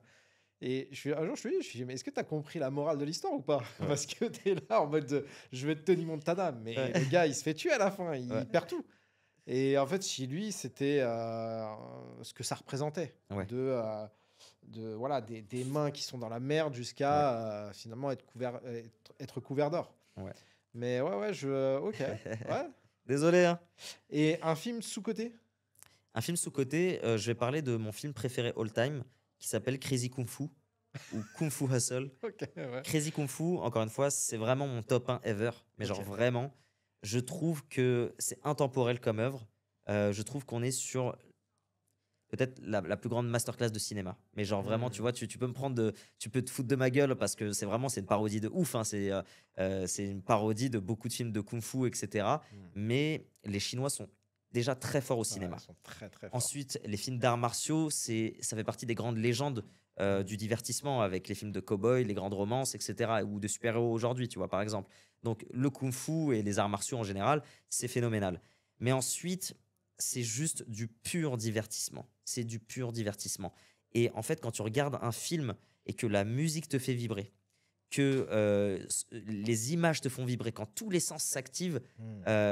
quand ça te donne envie de manger, quand ça te donne faim, quand ça te donne envie de t'entraîner, quand ça te donne envie de sortir, quand ça te donne envie de voler, en fait, c'est ça le cinéma, tu vois. Ah, Et pour moi, totalement. Crazy Kung Fu est vraiment le film que tout le monde doit voir un Hmm. jour dans sa vie. Vraiment. Mais genre vraiment, premier degré, je le pense. Genre, franchement, je pense J'adore. que là, on est convaincu là. J'adore. Euh, un acteur slash actrice, on peut faire les deux, surcoté. Ouf. Je peux pas, imagine, je l'interview demain. Non, je rigole. Honnêtement, j'en ai pas. J'en ai pas de surcoté. Il y en a pas un que je trouve plus mauvais qu'un autre, tu vois. Ce qui est marrant, c'est qu'il y a quelques années, je trouvais que Florence Pugh, tu sais, qui était dans Ouais. Thunderbolt, Ouais. je trouvais son jeu d'acteur pas terrible dans Black Widow. Au final, bah, je suis tombé Voilà. amoureux de son jeu d'acteur dans Thunderbolt, tu vois. Mais Donc, même dans Oppenheimer, et dans Oppenheimer, elle est phénoménale. elle est pas Donc mal. Hein. finalement, tu vois, les petits trucs que Mhm. j'avais sur certains acteurs, etc., bah, ils se sont avérés partir. Après, tu me diras, il y en a beaucoup qui vont dire que Kristen Stewart, je crois qu'il fait Twilight. Ouais, Kirsten Stewart. Ouais, Kirsten Stewart, Ouais. pardon, qu'elle a toujours la même tête dans tout ce qu'elle fait, Twilight, Blanche-Neige, etc. Mhm. Mais c'est son style. Et Mhm. aujourd'hui, peut-être que cette personnalité fait que ça fait de toi un bon acteur. Comme Norman Reedus. Norman Reedus, Mhm. il joue Daryl dans tous les films. Dans tout ce qu'il joue, il joue Daryl. Et pourtant, il est Il y a phénoménal. pas longtemps, Cet je l'ai humain revu qu'il a. dans. Je l'ai vu dans. Je crois que c'est Blade 3. Ou le 2 ou le 3. Il joue Tu vois. dans celui-ci. Et tu vois, il joue un autre rôle et tout. Je me dis. Non, c'est pas Daryl. En fait, non. Tu vois, et c'était bizarre de le voir sur un autre, un autre rôle. Mais c'est vrai qu'aujourd'hui, les différents rôles qu'il joue, ouais. il est vraiment inspiré, enfin, sont vraiment C'est inspirés du de Daryl, Daryl. ouais. Ouais, c'est du Et Daryl. parce qu'il a trouvé, Et je c'est pense, kiffant. C'est kiffant. Qui va s'asseoir à sa table et dire que t'es un mauvais acteur? Non, c'est Ah, son truc. C'est son truc, quoi. moi, il y en a un Que t'aimes pas? que C'est je qui? trouve pas bon. Ça me dit pas DiCaprio. Non, je rigole, vas-y, Non, dis. DiCaprio, pour moi, il est au-dessus de tout. Ah, ok, c'est bon. Mais c'est. Je pense que ça va faire grincer des dents. Mais c'est Ryan Reynolds. Ah ouais? Deadpool Ah, et tout. ok. Je pense savoir de quoi ça vient, mais c'est vrai que moi, c'est la Zumba autour de Deadpool dont je suis pas fan. Je pense que ça Mais m'a le truc, c'est pas qu'on. fait kiffer comme ça aurait dû me faire kiffer. Et donc, je pense que ça m'emmerde aussi un petit peu. Mais Ryan Reynolds, je l'ai vu dans d'autres choses et je l'ai trouvé terrifique, tu vois. J'ai trouvé incroyable dans d'autres trucs. Ouais, mais j'ai du mal. Ah ouais, Ah, tu vois, je j'ai comprends. du mal. Je Mais peux bon. comprendre. Sous-côté, Un acteur qui est sous-coté. pas assez mis en lumière, ou une actrice. Bah, Enfin, actrice, sous-côté, il y a beaucoup de gens qui ont critiqué le nouvel acteur qui va reprendre le flambeau d'Henry Cavill avec le nouveau Superman de James Gunn. Si tu vois, en plus, c'est Ouais. parfait, on en parlait tout à l'heure. J'ai vu la bande-annonce, j'ai tout de suite kiffé. Je regarde pas les bandes annonces. Désolé. Je refuse de me faire spoiler. Je suis désolé. Je ne regarde même pas une seule image du truc. Surtout les trucs de super-héros, comme je m'y connais en comics. À chaque fois, ça me spoil. Genre vraiment, genre, j'ai dû regarder Spider-Man From Home. J'ai regardé 2 ans après parce que j'ai vu une main j'ai vu une photo où il serrait la main de Mysterio. J'ai tout de suite compris. Ouais. J'ai tout de suite fait le lien, tu vois. Bref, on va pas spoiler. Le Superman, je pense que en fait, même Robert Pattinson, je pense qu'ils ont le même syndrome. Arrivé après Christian Bale et Henry Cavill, Ouais. c'est une dinguerie, tu vois. Hmm. Et je pense que cet acteur-là, moi, je l'ai vu dans d'autres films. Notamment, je crois que la dernière fois que je l'ai vu, c'était dans une très brève apparition, mais c'était déjà assez marquant pour me convaincre. C'était dans Pearl, la suite de X Hmm. et le préquel de Maxine, entre guillemets. J'ai trouvé ça incroyable. J'ai trouvé que le personnage était très très bon. Une belle figure masculine, etc. Il représentait bien ce qu'il devait représenter. Et je pense qu'il a tout pour faire un bon Superman. Donc pour moi, cet acteur sous-coté. Et c'est vrai qu'il y a beaucoup de gens qui le critiquent par son physique ou par le fait qu'il soit pas assez musclé par rapport à Henry Cavill, etc. Que nenni. Je le valide à fond, je kiffe, j'ai hâte. Et une actrice? Une actrice surcotée, j'en ai pas, pareil. Et sous-cotée, qu'est-ce que je peux te dire Il y a une actrice de série dont pas beaucoup de personnes parlent. Elle était dans Mister Robot. C'est celle qui joue la sœur de Elliot. C'est un spoil, Ok, hein, ouais, désolé, non. mais vous le saurez dans la première saison. Mais je trouve que, et je crois qu'elle s'appelle Darlene et Ouais. je trouve son acting phénoménal et je trouve qu'on la voit pas assez dans beaucoup d'œuvres. Elle mériterait vraiment d'exploser Hmm. et tu une actrice que j'aime beaucoup aussi qui était dans, Hunting of Bly Manor, c'est celle qui joue Love dans You. Je Oui, l'adore. oui, ouais, Ah, je la ouais, kiffe, trop, ouais. trop forte. Ouais, Ah ouais, j'adore, j'adore, j'adore, j'adore. elle Pareil, elle elle est a son profonde en fait. ouais, ouais, mais elle a son propre truc à la Hmm. Norman Reedus, tu sais, où, Hmm. elle a les mêmes expressions à chaque fois. Je sais pas, il y a un truc qui me dit que c'est une très, très grande, actrice. Ok. Une série surcotée. Une série surcotée Peaky Blinders. Putain, là, tu vas te Désolé, faire. hein, on me Ouais. regarde, dans les backstage. Je m'en bats les steaks. J'arrive pas. C'est bon, j'ai regardé la première saison, je n'arrive pas pour me faire Pourtant, regarder une saison complète. pourtant, Cillian Murphy, c'est quand même. Je l'adore, mais je l'adore. Et tu vois, 28 jours plus tard, je le kiffe, moi, Cillian Murphy, mais tu vois, moi, je l'ai découvert dans le film avec. Il est dans un avion. Merde. Inception, non? Non, non, non, non. Avant cela, là, il est sorti en 2005. C'était avec la meuf. Putain, c'est avec la meuf qui joue dans N'oublie jamais. Elle est connue en plus, Rachel McAdams. Ouais, Il y a je vois Rachel pas le film, McAdams, ouais. lui, et c'est Red quelque chose. Et en gros, il joue une sorte de terroriste, tu vois, Ouais, comme ça bref. me dit rien, ouais. Et quand je l'ai vu la première fois, je me suis dit, putain, mais le gars, Il est il a trop un fort. truc de ouf. Ah non, il est trop fort. Il a quelque chose. Ah, mais en fait, Et il est pour moi, c'est sorti. la seule chose positive dans Peaky Blinders. Ouais, c'est vrai. Ouais. Ça Ouais, je vois ce que tu et veux dire. d'autres acteurs et actrices très très cool, comme Tom Hardy et tout. Mais franchement, j'arrive pas à Peaky Ah Blinders. ouais. Ah ouais, je sais pas ce que les Qu'est-ce gens qui te. trouvent à cette série. Bah, et justement, quand tu n'y trouves rien, c'est qu'il y a un Hmm. problème. Et c'est subjectif, bien Ah, évidemment. bien sûr. Donc voilà. Hmm. Mais c'est vrai que. Et par contre, tu vois, ça fait partie des séries que j'adorais adorer. C'est ça qui est triste. Hmm. C'est une série à qui j'ai laissé une chance quand même. Une saison, c'est long, bordel. C'est 12 heures de ma vie, C'est oh. vrai, c'est vrai. Et sous-côté? Sous-côté, sous-côté, sous-côté. Ok. Je vais en donner, deux. Il y en a une très super-héros pour ceux qui ont envie de découvrir. C'est pour moi l'une des meilleures séries de super-héros.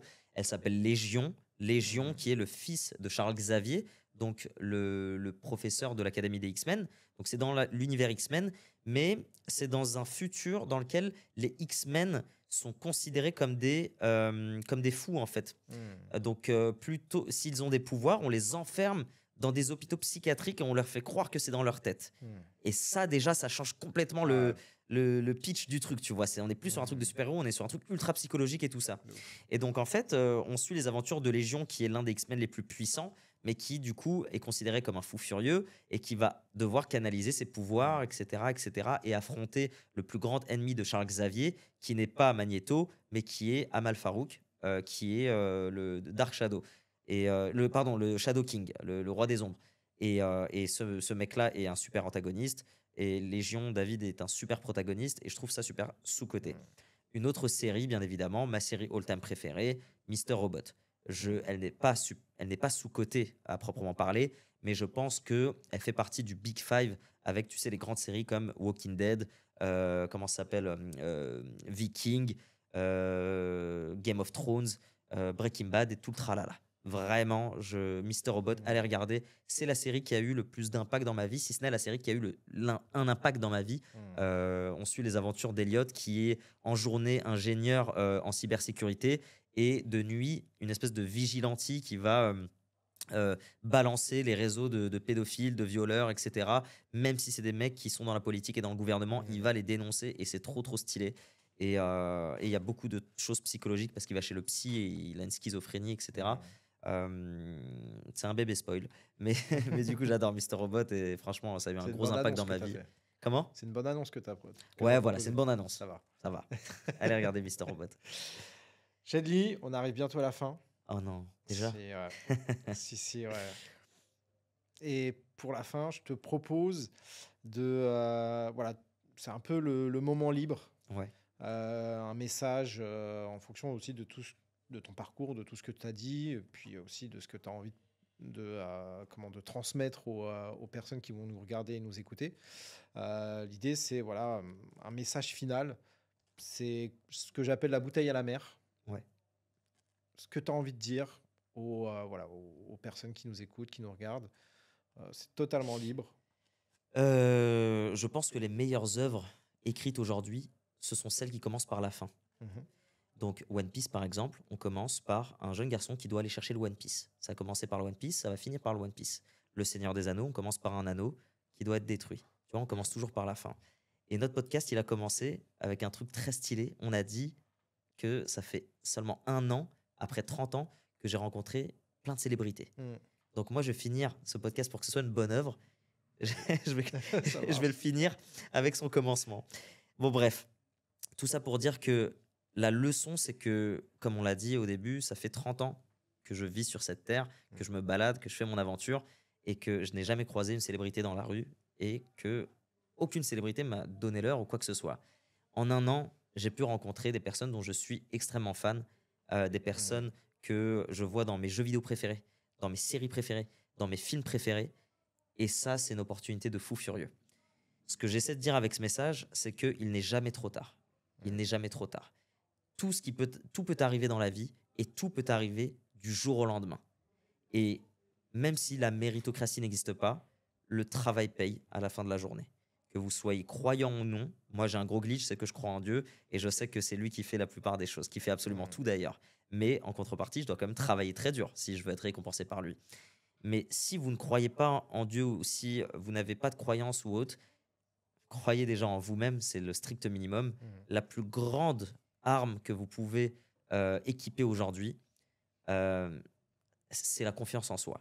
Si vous avez confiance en vous-même, si vous croyez en vous-même, vous êtes invincible et vous pouvez atteindre certaines limites que les autres humains n'ont certainement pas atteintes aujourd'hui.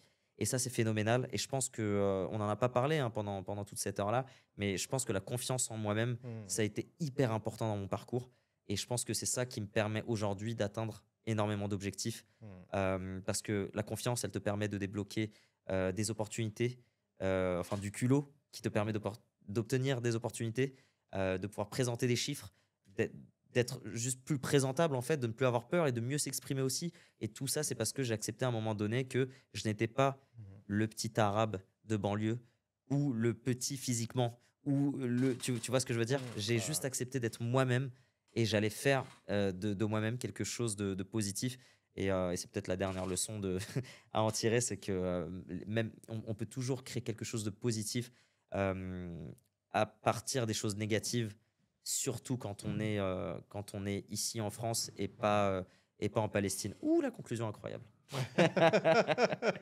Voilà. Bon, j'espère que vous avez saisi le message, quoi. Totalement, totalement. Je te remercie beaucoup, Shedley. Merci à toi. Pour ce moment. Merci pour ces derniers mots et pour l'ensemble aussi voilà, des conseils que tu as pu donner tout au long du podcast. C'est toujours trop court. Ouais, Mais de bon, ouf. vous pouvez quand même retrouver Shedley sur ses réseaux, que ce soit sur TikTok, Instagram. Je vais les mettre en bas enfin, en légende. Et Venez en sur bas LinkedIn. ou sur LinkedIn aussi. Et ouais, merci encore parce que je pense que là, il y en a beaucoup qui vont écouter et qui vont se dire ah ouais, quand même, il y a du parcours là. 30 ans seulement. Pas encore 30 ans ou t'as 30 ans? 30 ans là, ouais, c'est bon. Ça y est, tu les as. Depuis la semaine dernière. Depuis Ouais. la semaine dernière? Ouais, Le ouais. combien? 17. Punaise. À 2 jours près, on est jumeaux. Ah, toi, c'est quoi déjà? Le 19. Ah ouais, on joyeux était- anniversaire. toi aussi. Merci. Mais ce qui est cool, c'est quoi? Il y en a beaucoup, je pense, qui vont pouvoir s'inspirer de ce que tu leur proposes. Même, enfin, 30 ans, là, depuis 2 semaines, tu as un parcours de dingue. Et c'est aussi pour ça que j'avais choisi de t'inviter, parce que je savais qu'il y en avait sous le capot. Et, C'est même pas la partie visible de l'iceberg. exactement. Désolé, c'est mon ego, il a repris le dessus. Non, Désolé. mais C'est Dark Shady, il est revenu. Mais en même temps, c'est justement pour découvrir toute cette partie cachée de l'iceberg. Ah ouais. Bah, faut te suivre, Carrément. faut regarder ce que tu fais, faut suivre ton parcours, ton évolution. Et moi, je dirais même que tu es qu'au début. Yes, mais Voilà. de ouf. On est qu'au début de ce ouf. que tu offres Ouais, sur ouais, les ouais. réseaux. Et il y a une chose que je vais retenir et ça va faire office de conclusion. Bah, merci aussi à vous de nous regarder, nous écouter. Et pour ce format en one-to-one, la leçon, il y en a plein, hein, mais la leçon que j'en tire, c'est restez vous-même, ayez confiance en vous, écoutez-vous. Parce qu'à mon sens, c'est vraiment le meilleur conseil qu'on puisse avoir, quel que soit le podcast, quel que soit le format. C'est de vous écouter. Et là, vous en avez eu la preuve avec Shelly. Et encore une fois, merci Shedi, merci à vous et à la prochaine.